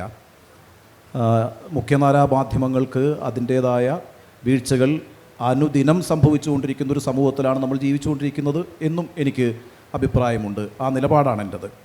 എന്നാൽ ഇവിടെ ഒരു പ്രശ്നം, 2016 ഇടതുപക്ഷ സർക്കാർ അധികാരത്തിൽ വന്നു. ഇപ്പം നമ്മളിരിക്കുന്നത് കഴിഞ്ഞ 9 വർഷമായിട്ട് ഇടതുപക്ഷ സർക്കാരാണ് കേരളം ഭരിച്ചുകൊണ്ടിരിക്കുന്നത്. സ്വാഭാവികമായും മാധ്യമങ്ങളെക്കുറിച്ച് നമ്മളെപ്പോഴും എന്താ പറയുക, മാധ്യമങ്ങൾ ഒരിക്കലും ഒരു സർക്കാരിൻ്റെയും വാഴ്ത്തുപാട്ടുകാരാവരുത്. നമ്മൾ ദേശീയ സർക്കാരിനെതിരെ ശക്തമായ വിമർശനങ്ങളല്ലേ ഉന്നയിക്കുന്നത്. കേരളത്തിലെ മാധ്യമങ്ങൾ ആ അർത്ഥത്തിൽ രാജ്യത്തെ മോദി സർക്കാരിനെതിരായിട്ട് നല്ല ശക്തമായ നിലപാടുകൾ എടുത്തിട്ടുള്ള മാധ്യമങ്ങൾ തന്നെയാണ്. ഭൂരിഭാഗം മാധ്യമങ്ങളും നല്ല രീതിയിൽ കഴിഞ്ഞ തെരഞ്ഞെടുപ്പ് കാലത്തൊക്കെ വളരെ ശക്തമായിട്ട് മോദി വിരുദ്ധ പൊസിഷൻസ് എടുത്തിട്ടുണ്ട്. എന്നാൽ ഇവിടെ സ്വാഭാവികമായിട്ടും സർക്കാരിനെതിരായി ഉണ്ടാകുന്ന വിമർശനത്തെ ഇടതുപക്ഷത്തിനെതിരായ വിമർശനമായി പലപ്പോഴും തെറ്റിദ്ധരിക്കപ്പെടുന്നുണ്ടോ എന്നൊരു ആകാംക്ഷ എനിക്കുണ്ട് ആ കാര്യത്തിൽ. ഇപ്പോൾ 2011-2016 കാലത്ത് ഉമ്മൻചാണ്ടി സർക്കാരിനോട് കേരളത്തിലെ മാധ്യമങ്ങളുടെ സമീപനം എന്തായിരുന്നു? 2011-16 ഉമ്മൻചാണ്ടി സർക്കാർ നേരിട്ട ഏറ്റവും പ്രധാനപ്പെട്ട 2 വിവാദങ്ങൾ എന്തൊക്കെയായിരുന്നു? ഒന്ന് ബാർക്കോഴയായിരുന്നു, 2 സോളാർ കേസായിരുന്നു. ഈ ബാർക്കോഴയും സോളാർ കേസും ചർച്ച ചെയ്യാത്തൊരു ദിവസം പോലും ഞാൻ പ്രവർത്തിച്ചിട്ടുള്ള ടെലിവിഷൻ ചാനൽ ഉണ്ടായിട്ടില്ല. ഏറ്റവും പ്രധാനമായ വിഷയങ്ങളെ കേരളത്തിൽ പ്രതിപക്ഷത്തെക്കാൾ ശക്തമായി ഉന്നയിച്ചത് ഇവിടുത്തെ മാധ്യമങ്ങളാണ് എന്നുള്ള അഭിപ്രായം എനിക്കുണ്ട്. ആ ചർച്ചകളിൽ വന്നിരുന്നു വളരെ സജീവമായി ഇടതുപക്ഷത്തിൻ്റെ പ്രതിനിധികൾ പങ്കെടുത്തിട്ടുണ്ട്. 2011-16 കാലഘട്ടത്തിൽ ഈ ബാർക്കോഴയുമായി ബന്ധപ്പെട്ടും സോളാർ കേസുമായി ബന്ധപ്പെട്ടും ഞങ്ങൾ നിരന്തരം ചർച്ച ചെയ്തതിൻ്റെ ഭാഗമായി PRD തന്നുകൊണ്ടിരുന്ന പരസ്യം പിൻവലിച്ചിട്ടുണ്ട്. ആ സർക്കാർ പരസ്യം തരില്ല എന്ന് പറഞ്ഞു. തന്ന പരസ്യത്തിന് പൈസയും തരില്ല എന്ന് പറഞ്ഞു. ആ രീതിയിലുള്ള ആക്ഷൻസ് വരെ ഉണ്ടായിട്ടുണ്ട്. ആ കാലഘട്ടത്തിൽ അതാണ് നിലപാട്. അത് ഉമ്മൻചാണ്ടി സർക്കാരിൻ്റെ പ്രവർത്തനങ്ങൾ വാഴ്ത്തിപ്പാടാനുള്ള സമയമല്ല, മറിച്ച് ആ സർക്കാരിൻ്റെ വീഴ്ചകളെ ചൂണ്ടിക്കാണിക്കാനുള്ള സമയമാണ്.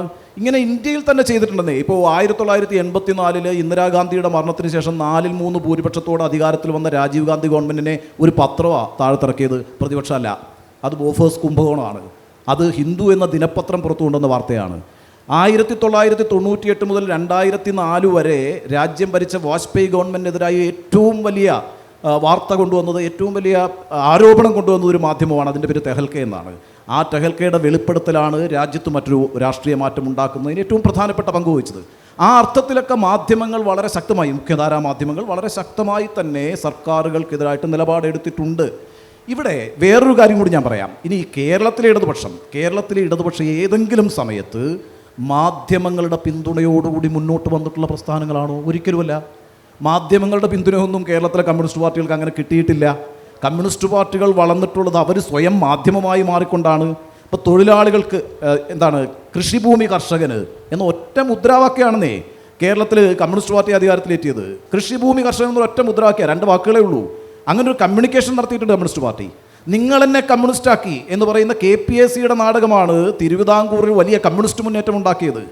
ആ ഒറ്റ നാടകം കണ്ടിട്ട് ഈ പറയുന്ന മൈതാനങ്ങളിൽ നിന്ന് പിരിഞ്ഞു പോകുന്ന ആളുകൾ കമ്മ്യൂണിസ്റ്റുകാരായി മാറുന്നൊരു ചരിത്രമാണ് കേരളത്തിലുണ്ടായിരുന്നത്. കേരളത്തിൽ ഒരിക്കൽ പോലും വലിയ മാധ്യമങ്ങളുടെ പിന്തുണയോടുകൂടിയും അവരുടെ പരിലാളനമേറ്റും വളർന്നു വന്നിട്ടുള്ളതല്ല കമ്മ്യൂണിസ്റ്റ് പാർട്ടികളും ഇടതുപക്ഷ പ്രസ്ഥാനവും. പക്ഷേ ഇപ്പോൾ എന്തുകൊണ്ടത് കഴിയുന്നില്ല എന്ന് സ്വയം വിമർശനപരമായി ഇടതുപക്ഷം ചിന്തിക്കണം. അവിടുത്തെ ഒരു പ്രശ്നം എന്തിനേയും ഇടതുവിരുദ്ധതയായി കാണുന്നു. നമ്മൾ അധികാരത്തിലിരിക്കുമ്പോൾ നമുക്കെതിരായി ഉണ്ടാകുന്ന ശബ്ദങ്ങളെ നമ്മൾ ഈ ഇടതുപക്ഷത്തിൻ്റെ ഏറ്റവും വലിയ പ്രത്യേകതയായിട്ട് ഞാൻ എപ്പോഴും കണ്ടിട്ടുള്ളത് അതിൻ്റെ ജനാധിപത്യത്തോടുള്ള കമ്മിറ്റ്മെൻറ്റാണ്. ജനാധിപത്യത്തെ ഉയർത്തിപ്പിടിക്കുമ്പോൾ മാത്രമാണ് നിങ്ങൾ ഇടതുപക്ഷമാവുക. അപ്പോൾ ആ ജനാധിപത്യത്തെ ഉയർത്തിപ്പിടിക്കുന്ന ഇടതുപക്ഷ പ്രസ്ഥാനങ്ങൾ മാധ്യമങ്ങളോട് സ്വീകരിക്കുന്ന സമീപനങ്ങളോട് എനിക്ക് വിമർശനമുണ്ട്. എന്തിനും ഏതിനും നിങ്ങൾ കുറ്റപ്പെടുത്തുന്ന ആരെയാണെന്നറിയാവോ? മാധ്യമങ്ങളെയാണ്. മാധ്യമങ്ങളുടെ പ്രശ്നം എന്താ? മാധ്യമങ്ങൾ വാർത്തയൊന്നും ഉൽപ്പാദിപ്പിക്കുന്നില്ല കേട്ടോ. മാധ്യമങ്ങളൊന്നും വാർത്ത ഉൽപ്പാദിപ്പിച്ചുകൊണ്ടല്ല ഇവിടെ നിലനിൽക്കുന്നത്. ഇന്ന് രാവിലത്തെ ഒരു ന്യൂസ് റൂം എടുത്തു നോക്കിയേ, ഇന്നത്തെ വാർത്തകൾ എന്തൊക്കെയാണെന്നുള്ളത് മാധ്യമങ്ങൾ ഉൽപ്പാദിപ്പിച്ചതാ. മാധ്യമങ്ങളൊന്നും ഉൽപ്പാദിപ്പിച്ചിട്ടില്ല. കേരളത്തിൽ സംഭവിച്ചുകൊണ്ടിരിക്കുന്ന കാര്യങ്ങളാണ് മാധ്യമങ്ങളിൽ വരുന്നത്. മാധ്യമം യഥാർത്ഥത്തിൽ ഒരു കണ്ണാടിയാണ്. ആ കണ്ണാടിയിൽ നമ്മൾ ജീവിക്കുന്ന സമൂഹത്തിൽ സംഭവിച്ചുകൊണ്ടിരിക്കുന്ന കാര്യങ്ങൾ പ്രതിഫലിക്കുകയാണ് ചെയ്യുക. ആ പ്രതിഫലനത്തെ വിമർശിക്കുന്നതിന് പകരം എനിക്കെന്താണ് സംഭവിച്ചത് എന്നുള്ളതിനെക്കുറിച്ചൊരു പരിശോധന നമ്മൾ നടത്തണം. നമ്മുടെ മോശപ്പെട്ട പ്രതിച്ഛായ കാണിച്ചിരുന്ന കണ്ണാടിയോടല്ല നമ്മൾ പ്രതിഷേധിക്കുകയും അതിനെ തകർത്തുകൊണ്ട് ഇതാണ് നിങ്ങളുടെ കുഴപ്പം എന്ന് പറയുന്നിടത്തല്ല പ്രശ്നം ഇരിക്കുന്നത്. നമ്മൾ ആത്മവിമർശനം നടത്തണം, നമ്മൾ സ്വയം വിമർശനം നടത്തണം. അങ്ങനെ സ്വയം വിമർശനം നടത്തുമ്പോൾ നമ്മളെ ഇടതുപക്ഷത്തോട് അടുപ്പിക്കും വിധത്തിലുള്ള മുദ്രാവാക്യങ്ങൾ ഉയർത്തുന്നതിൽ, പ്രശ്നങ്ങൾ ഏറ്റെടുക്കുന്നതിൽ, ജനങ്ങളുമായി കമ്മ്യൂണിക്കേറ്റ് ചെയ്യുന്നതിൽ നമ്മൾ എത്രത്തോളം വിജയിച്ചുകൊണ്ടിരിക്കുന്നു എന്നുള്ളൊരു പ്രശ്നമുണ്ട്. അത് മാധ്യമങ്ങൾ എത്രത്തോളം ഇടതുപക്ഷത വിരുദ്ധത പ്രചരിപ്പിച്ചാലും കേരളത്തിൽ കമ്മ്യൂണിസ്റ്റ് പ്രസ്ഥാനങ്ങൾ മാറി മാറി ഭരിച്ചിട്ടില്ലേ? 1957 മുതൽ 2024 വരെ ഇരിക്കുമ്പോൾ എത്ര സർക്കാരുകൾ ഇടതുപക്ഷ സർക്കാരുകളായി വന്നിട്ടുണ്ട്? ഇവിടെ മാധ്യമങ്ങളെല്ലാം ഇടതുപക്ഷത്തിനെതിരായിരുന്നുവെങ്കിൽ അങ്ങനെ കഴിയുമെന്ന് നിങ്ങൾ വിചാരിക്കുന്നുണ്ടോ? അങ്ങനെ കഴിയില്ലല്ലോ. കാരണം സ്വരാജ് പറഞ്ഞുകൊണ്ടിരിക്കുന്ന ഈ പ്രതീതി നിർമ്മാണം എന്ന് പറയുന്നത് മാധ്യമങ്ങളിങ്ങനെ കഴിഞ്ഞ ഒരു 6 പതിറ്റാണ്ട് കാലമായി കേരളീയരുടെ മനസ്സിലേക്ക് അടിച്ചേൽപ്പിച്ചുകൊണ്ടിരിക്കുകയാണെങ്കിൽ ഇവിടെ വലതുപക്ഷം മാത്രമേ ഭരിക്കാൻ പറ്റുള്ളൂ. ഇടതുപക്ഷത്തിന് കടന്നു വരാൻ കഴിയില്ല. അവർക്കൊരു മാധ്യമ പിന്തുണയില്ല. ഇപ്പോൾ ഈ പറഞ്ഞതുപോലെ വലിയ രീതിയിൽ പണം കൊടുത്തിട്ട് നിക്ഷേപം നടത്തി മാധ്യമങ്ങൾ നടത്താൻ കഴിയില്ല. അതിനുള്ള വഖഫ് ഫോഴ്സിനെ ഉണ്ടാക്കാൻ കഴിയില്ല. ശരിയാണ്. പക്ഷേ പ്രശ്നമെന്ന് പറയുന്നത് ഇടതുപക്ഷം കേരളത്തിൽ മാറി മാറി അധികാരത്തിൽ വന്നിട്ടുണ്ട് എങ്കിൽ, തുടർഭരണം വന്നിട്ടുണ്ടെങ്കിൽ, തുടർഭരണത്തിൻ്റെ ഒരു കാര്യം വളരെ ലളിതമാണല്ലോ. പ്രശ്നം 2021 തെരഞ്ഞെടുപ്പിലേക്ക് പോകുമ്പോൾ എന്താണ് ഇടതുപക്ഷത്തിൻ്റെ മൂലധനം? സ്വയം വിമർശനപരമായിട്ട് കാണണ്ടേ? ഇടതുപക്ഷത്തിൻ്റെ മൂലധനം എന്ന് പറയുന്നത് കോവിഡ് കാലത്ത് നടത്തിയ പ്രവർത്തനങ്ങളാണ്. ആ കോവിഡ് കാലത്തെ പ്രവർത്തനങ്ങൾക്ക് പിണറായി വിജയൻ ഏത് മേഖലയെയാണ് ഉപയോഗപ്പെടുത്തിയത്? ജനങ്ങളുമായി കമ്മ്യൂണിക്കേറ്റ് ചെയ്യാൻ മുഖ്യധാരാ ചാനലുകളെയാണ് ഉപയോഗപ്പെടുത്തിയത്. 6 മണി മുതൽ 7 മണി വരെയാണ് വാർത്താ സമ്മേളനം. ഒരു ബ്രേക്ക് പോകില്ല കേട്ടോ. അന്ന് വലിയ നഷ്ടമാണ് ചാനലുകൾക്കുള്ളത് സാമ്പത്തികമായിട്ട്. ഏറ്റവും പ്രൈം ടൈമാണ്. ആ സമയത്താണ് ഏറ്റവും കൂടുതൽ പൈസ പരസ്യത്തിന് കിട്ടുക. പക്ഷേ പോകില്ല. കാരണം പിണറായി വിജയനാണ് സംസാരിച്ചുകൊണ്ടിരിക്കുന്നത്. ആ പിണറായി വിജയൻ്റെ തുടർച്ചയായ വാർത്താ സമ്മേളനങ്ങൾ ഉണ്ടാക്കിയിട്ടുള്ള ഇഫക്റ്റ് എത്രയാണ്, എന്തൊരു ഇമ്പാക്റ്റാണ് അതുണ്ടാക്കിയിട്ടുള്ളത്? അത് ഈ മാധ്യമങ്ങൾ ചെയ്തതാണ് കേട്ടോ. മാധ്യമങ്ങളെ നന്നായി ഉപയോഗപ്പെടുത്തുകയും ചെയ്തു ആ കാലഘട്ടത്തിൽ ഇടതുപക്ഷം. പ്രശ്നം മാധ്യമങ്ങളെ കുറ്റപ്പെടുത്താൻ എളുപ്പമാണ്. ഞങ്ങൾക്കെതിരായിട്ട് എപ്പോഴും കേരളത്തിലെ കുത്തക മാധ്യമങ്ങൾ നിരന്തരം പ്രചാരണം അഴിച്ചുവിടുന്നു എന്ന് പറയുമ്പോൾ ഇത് വായിച്ചു കൊണ്ടിരിക്കുന്ന, കണ്ടുകൊണ്ടിരിക്കുന്ന ജനങ്ങൾക്കത് ബോധ്യപ്പെടണമെങ്കിൽ അതിലൊരു വസ്തുതയുമില്ല എന്ന് നമുക്ക് തെളിയിക്കാൻ കഴിയണം. അങ്ങനെ ഏതെങ്കിലും ഒരു കാര്യം കൂക്കി വിളിച്ച് പറയുന്ന ഒരു മാധ്യമത്തിന് കേരളത്തിൽ അങ്ങനെ നിന്ന് പോകാനൊന്നും കഴിയില്ല. മലയാളികൾ അത്ര മോശപ്പെട്ട ആളുകളൊന്നുമല്ല. മലയാളികൾക്ക് വലിയ മാധ്യമ സാക്ഷരതയുള്ള സമൂഹമാണ്, മാധ്യമ ബോധമുള്ള സമൂഹമാണ്, മാധ്യമങ്ങളെ നിരന്തരം വിമർശിക്കുന്ന സമൂഹമാണ്. ഏത് മാധ്യമമാണ് നല്ലത്, ഏത് മാധ്യമമാണ് മോശമെന്ന് തിരിച്ചറിയാൻ കഴിയുന്ന വിവേകമുള്ള ജനങ്ങൾക്ക് മുമ്പിലാണ് മാധ്യമപ്രവർത്തകരായിട്ട് നമ്മളൊക്കെ നിൽക്കുന്നതും മാധ്യമങ്ങൾ നിലയെടുത്തിട്ടുള്ളതും. മാധ്യമങ്ങൾക്ക് കുറ്റമില്ല എന്നൊന്നുമല്ല പറയുന്നത്. പ്രശ്നം ഒരു സമൂഹത്തിനകത്ത് ആ സമൂഹത്തിൻ്റെ എല്ലാ അപജയങ്ങളും എല്ലാ മേഖലകളിലും ബാധിക്കുന്നത് പോലെ മാധ്യമങ്ങളെയും ബാധിക്കും. അത്രമാത്രമേ ഉള്ളൂ, അതിനപ്പുറത്തേക്കില്ല. ഞാൻ പറയുന്നത്, ഇപ്പോൾ നിങ്ങളൊരു വില്ലേജ് ഓഫീസിലേക്ക് പോകുന്നു എന്ന് വിചാരിക്കുക. ആ വില്ലേജ് ഓഫീസിലേക്ക് പോയാൽ നിങ്ങൾ പൂർണ്ണമായും തൃപ്തിയോടെ മടങ്ങി വരുമെന്ന് ഞാൻ പ്രതീക്ഷിക്കുന്നില്ല. എനിക്കങ്ങനെ ഒരു അനുഭവമില്ല. കാരണം വെച്ചാൽ നമ്മൾക്ക് വേണമെങ്കിൽ പറയാമല്ലോ, നമ്മളെപ്പോലുള്ള പൊതുജനങ്ങൾ നൽകുന്ന നികുതിയിൽ നിന്ന് ശമ്പളം എടുത്തിട്ടാണ് ഇവരൊക്കെ ഈ ജോലി ചെയ്തുകൊണ്ടിരിക്കുന്നതെന്നും അതുകൊണ്ട് ശരിയായ സേവനം എനിക്ക് ലഭിക്കണമെന്നും എന്നെപ്പോലെയും നിങ്ങളെപ്പോലെയും കരുതുന്നവരാണ് ഭൂരിഭാഗവും. പക്ഷേ ഒരു വില്ലേജ് ഓഫീസിൽ നിങ്ങൾക്ക് തൃപ്തിയോടെ തിരിച്ചു വരാൻ കഴിയില്ലല്ലോ. അവൻ്റെ ഒരു എക്സ്റ്റൻഷനാന്നേ സെക്രട്ടേറിയറ്റിലേക്ക് പോയാലും. രാഷ്ട്രീയ പാർട്ടികൾ നിങ്ങളൊന്ന് എടുത്തു നോക്കിയാൽ സമ്പൂർണ്ണമായും സംശുദ്ധമായ ഒരു രാഷ്ട്രീയ പാർട്ടി ഉണ്ടെന്ന് നിങ്ങൾ ആരെങ്കിലും കരുതുന്നുണ്ടോ? അങ്ങനെയാണെങ്കിൽ പിന്നെ ഒറ്റ രാഷ്ട്രീയ പാർട്ടിയെ കേരളത്തിൽ ഉണ്ടാകാൻ പാടുള്ളൂ, അല്ലെങ്കിൽ നമ്മുടെ സമൂഹത്തിൽ ഉണ്ടാകാൻ പാടുള്ളൂ. എല്ലാ നന്മകളും തികഞ്ഞ ഒരു രാഷ്ട്രീയ പാർട്ടി അവിടെയുണ്ട്, നമുക്ക് അതിന് വോട്ട് ചെയ്യാം, അത് അധികാരത്തിൽ വരട്ടെ. അങ്ങനല്ല. നമ്മുടെ മുമ്പിൽ പല ചോയ്സ് ഉണ്ട്. ആ പല ചോയ്സിൽ ഒരു ചോയ്സ് നിങ്ങൾക്ക് ഇടതുപക്ഷമായിരിക്കും. കാരണം കോൺഗ്രസിനേക്കാളും NDAയേക്കാളും കുറച്ചുകൂടി ഭേദം എന്നാണ്. അങ്ങനെ വരുന്നിടത്താണ്. അപ്പം രാഷ്ട്രീയ പ്രവർത്തനം അപജയമില്ലാത്ത ഒന്നാണോ? രാഷ്ട്രീയ പ്രവർത്തകർ കേരളത്തിൽ ഉണ്ടാക്കിയിട്ടുള്ള കുഴപ്പങ്ങൾ ചെറുതാണോ? രാഷ്ട്രീയ പ്രവർത്തകരല്ലേ കേരളത്തിൽ ഏറ്റവും കൂടുതൽ കുഴപ്പങ്ങൾ ഉണ്ടാക്കിയിട്ടുള്ളത്. ഞാനൊരു അരാഷ്ട്രീയവാദിയൊന്നുമല്ല കേട്ടോ, രാഷ്ട്രീയക്കാരെ കുറ്റപ്പെടുത്തുമല്ല. സ്വരാജിനോടൊക്കെ എനിക്ക് ഭയങ്കര ബഹുമാനമാണ്. ഇവിടെ ഇരിക്കുന്ന പല രാഷ്ട്രീയ നേതാക്കളോടും എനിക്ക് ബഹുമാനമാണ്. അവരുടെ കമ്മിറ്റ്മെൻറ്റൊന്നും എനിക്കൊരു സംശയമില്ല. പ്രശ്നം ഏറ്റവും കൂടുതൽ വിമർശിക്കപ്പെടുന്നത്, ഏറ്റവും കൂടുതൽ പരിഹസിക്കപ്പെടുന്നത് ഏത് മേഖലയാണ്? നിങ്ങളൊരു രാഷ്ട്രീയക്കാരനായി കഴിഞ്ഞാൽ അതൊരു പ്രൊഫഷനാണ്. അതൊരു പ്രൊഫഷനാകുന്നത് എങ്ങനെയാണ്? നിങ്ങളൊരു പബ്ലിക് ഓഫീസ് ഒക്കുപ്പൈ ചെയ്യും, അപ്പോഴാണ് പ്രൊഫഷൻ. ഇപ്പോൾ എൻ്റെ നാട്ടിൽ ഈ പറയുന്ന സാധാരണയായിട്ടുള്ളൊരു മനുഷ്യൻ അവിടെയൊക്കെ കിടക്കുന്ന ചവറൊക്കെ കൂട്ടി തീ കത്തിച്ച് കളയാറുണ്ട്. ഞാൻ അയാളിൽ നിന്നൊന്നും ഇങ്ങോട്ട് ഡിമാൻഡ് ചെയ്യുന്നില്ല. കാരണം ഒരു പൈസ പോലും അയാൾ വാങ്ങിക്കുന്നില്ല, എവിടെ നിന്നും വാങ്ങിക്കുന്നില്ല. പക്ഷേ രാഷ്ട്രീയക്കാരങ്ങനല്ല. രാഷ്ട്രീയ പ്രവർത്തനം നടത്തി അധികാരം നിയന്ത്രിക്കുന്നവരായി അവർ മാറുമ്പോൾ അവർ ആൻസറബിളാണ്, അവർ അക്കൗണ്ടബിളാണ്. അപ്പോൾ ആ അക്കൗണ്ടബിലിറ്റി ചോദ്യം ചെയ്യും. അവർ ചോദ്യം ചെയ്യപ്പെടണമല്ലോ. അതല്ലേ ആരോഗ്യകരമായൊരു സമൂഹം എന്ന് പറയുന്നത്. ആ ചോദ്യം ചെയ്യലിനെ വളരെ ഏകപക്ഷീയമായി മാധ്യമങ്ങൾ ഇടതുവിരുദ്ധമാണ്, സർക്കാർ വിരുദ്ധമാണ് എന്ന് പറയുന്നതിനോട് എനിക്ക് വിയോജിപ്പുണ്ട്. പക്ഷേ അപ്പോൾ സ്വരാജിൻ്റെ വിമർശനത്തെ ഞാൻ നല്ല അർത്ഥത്തിലെടുക്കുന്നു. മുഖ്യധാരാ മാധ്യമങ്ങൾ പ്രത്യേകിച്ച് പല സമയങ്ങളിൽ അവർക്ക് അവരുടെ അജണ്ടയുമായി ബന്ധപ്പെട്ട് ചില തീരുമാനങ്ങൾ എടുക്കുകയും അത് പ്രൊപ്പഗേറ്റ് ചെയ്യുകയും ചെയ്യുന്നുണ്ട്. അത് കേരളത്തിൽ മാത്രം പ്രശ്നമല്ല, ലോകത്തെവിടെയും അതങ്ങനെ തന്നെയാണ്. ഇപ്പോൾ ഇന്ത്യയിൽ ഏറ്റവും കൂടുതൽ മീഡിയ ഹൗസസ് ഓൺ ചെയ്യുന്നത് അംബാനിയല്ലേ. അംബാനിയുടെ താല്പര്യം എന്താണെന്ന് നമുക്കറിയാമല്ലോ. എല്ലാ ഭാഷയിലും അംബാനിക്ക് ചാനലുണ്ട്. അംബാനിയാണ് ലോകത്ത് ഇന്ത്യയിലെ ഏറ്റവും വലിയ മീഡിയ ബാരൺ എന്നൊക്കെ പറയുന്ന ഒരു ഇന്ത്യൻ മുർഡോക്ക് എന്നൊക്കെ വേണമെങ്കിൽ പറയാവുന്ന ഒരാൾ. അംബാനിയുടെ താല്പര്യം നിശ്ചയമായും ആ ചാനലിൽ പ്രതിഫലിക്കുമല്ലോ, സ്വാഭാവികമാണ്. പക്ഷേ അപ്പോഴും അതിന് എത്രത്തോളം മുന്നോട്ട് പോകാൻ പറ്റും? നിങ്ങൾക്കൊരു അജണ്ടയുമായി എത്ര സമയം സഞ്ചരിക്കാൻ പറ്റും? അത് കേരളം പോലൊരു സംസ്ഥാനത്തൊന്നും, ഇത്രയേറെ പ്രബുദ്ധമായൊരു സംസ്ഥാനത്തൊന്നും അത്ര എളുപ്പമല്ല. അപ്പോൾ എവിടെയൊക്കെയോ എന്തൊക്കെയോ പ്രശ്നങ്ങളുണ്ട്. ആ പ്രശ്നങ്ങളെ നമ്മൾ അഭിസംബോധന ചെയ്യാൻ കൂടി തയ്യാറാകണമെന്നാണ് ഇക്കാര്യത്തിൽ എൻ്റെ വിനീതമായ അഭിപ്രായം. കാരണം നമുക്ക് വളരെ എളുപ്പത്തിൽ ഒരു പ്രതീതി നിർമ്മാണം നടക്കുന്നു, ഒരു സർക്കാർ വിരുദ്ധ പ്രചാരണം നടക്കുന്നു, ഒരു ഇടതുപക്ഷ വിരുദ്ധത ശക്തി പ്രാപിച്ചുകൊണ്ടിരിക്കുന്നു. ഇതെല്ലാ കാലഘട്ടത്തിലും കേരളത്തിലുണ്ടായിരുന്നേ. അതിനെയൊക്കെ മറികടന്നുകൊണ്ടാണ് ഇടതുപക്ഷവും കമ്മ്യൂണിസ്റ്റ് പാർട്ടികളൊക്കെ കേരളത്തിൽ അധികാരത്തിൽ വന്നിട്ടുള്ളത്. അവർക്ക് അവരുടേതായൊരു മെക്കാനിസമുണ്ട്. അവർക്ക് പറയാൻ കഴിയുന്ന രീതിയിൽ അവർക്ക് പറയാനറിയാം, പ്രവർത്തിക്കാനറിയാം, അത് ജനങ്ങളിലേക്ക് എത്തിക്കാനറിയാം, ജനങ്ങളെ ബോധവൽക്കരിക്കാനറിയാം. അതൊക്കെ ചെയ്യാൻ കഴിയുന്ന വിഭാഗമാണ് ഇടതുപക്ഷം. അത് കേരളത്തിലെ ഇടതുപക്ഷം മാത്രമാണ്. പിന്നീട് ഇപ്പോൾ രൂപപ്പെട്ട് വരുന്നത് BJP ആണ്. BJPക്ക് അത് ചെയ്യാൻ പറ്റുന്നുണ്ട്. കോൺഗ്രസിന് എത്രത്തോളം കഴിയുന്നുണ്ട് എന്ന് എനിക്കറിയത്തില്ല. അതൊക്കെ ഈ പറയുന്ന മാധ്യമങ്ങളുടെയും മറ്റു ചില സോഷ്യൽ മീഡിയ വിങ്ങിൻ്റെയൊക്കെ ഔദാര്യത്തിൽ നിന്ന് പോകുന്നതാണ്. പക്ഷേ BJP അങ്ങനല്ല. നിങ്ങളത് ശ്രദ്ധിക്കണം. BJP വളരെ ക്ലവറായിട്ട് ഇത്തരം പ്ലാറ്റ്ഫോംസിനെ വളരെ വൈകാരികമായി ഉപയോഗിക്കുന്നുണ്ട്. ആ രീതിയിൽ ഒരു വിഭാഗം വികസിച്ചു വരുന്നതിനെ ചെറുതായി കാണണ്ട. അപ്പം നമ്മളുടെ ഈ പറയുന്ന നമുക്ക് എത്രത്തോളം ജനങ്ങളുമായി കമ്മ്യൂണിക്കേറ്റ് ചെയ്യാൻ പറ്റുന്നുണ്ട്, അവരെ നമ്മളിലേക്ക് എത്രത്തോളം അടുപ്പിക്കാൻ കഴിയുന്നുണ്ട്, അതിന് പറ്റുന്ന പാകത്തിലുള്ള എത്രത്തോളം മുദ്രാവാക്യങ്ങൾ നമുക്ക് മുന്നോട്ട് വയ്ക്കാൻ കഴിയുന്നുണ്ട്, എത്ര സമരമാർഗങ്ങൾ പിന്തുടരാൻ കഴിയുന്നുണ്ട്, നാം എന്തൊക്കെ അവർക്ക് നേടിക്കൊടുക്കുന്നുണ്ട്, ഇത്തരം കാര്യങ്ങളെക്കുറിച്ചുള്ളൊരു പരിശോധന കൂടി നടത്തേണ്ടതുണ്ട്. കേവലമായ ഇടതുപക്ഷ വിരുദ്ധത, മാധ്യമങ്ങളുടെ ഇടതുപക്ഷ വിരുദ്ധത എന്ന് പറഞ്ഞുകൊണ്ട് ഈ പ്രശ്നം പരിഹരിക്കാൻ കഴിയുമോ എന്നെനിക്ക് സംശയമുണ്ട്. ഇതാണ് അക്കാര്യത്തിൽ എനിക്ക് പറയാനുള്ളത്. നമ്മളേതാണ്ട് അവസാനിപ്പിക്കാറായും തോന്നുന്നു അല്ലേ?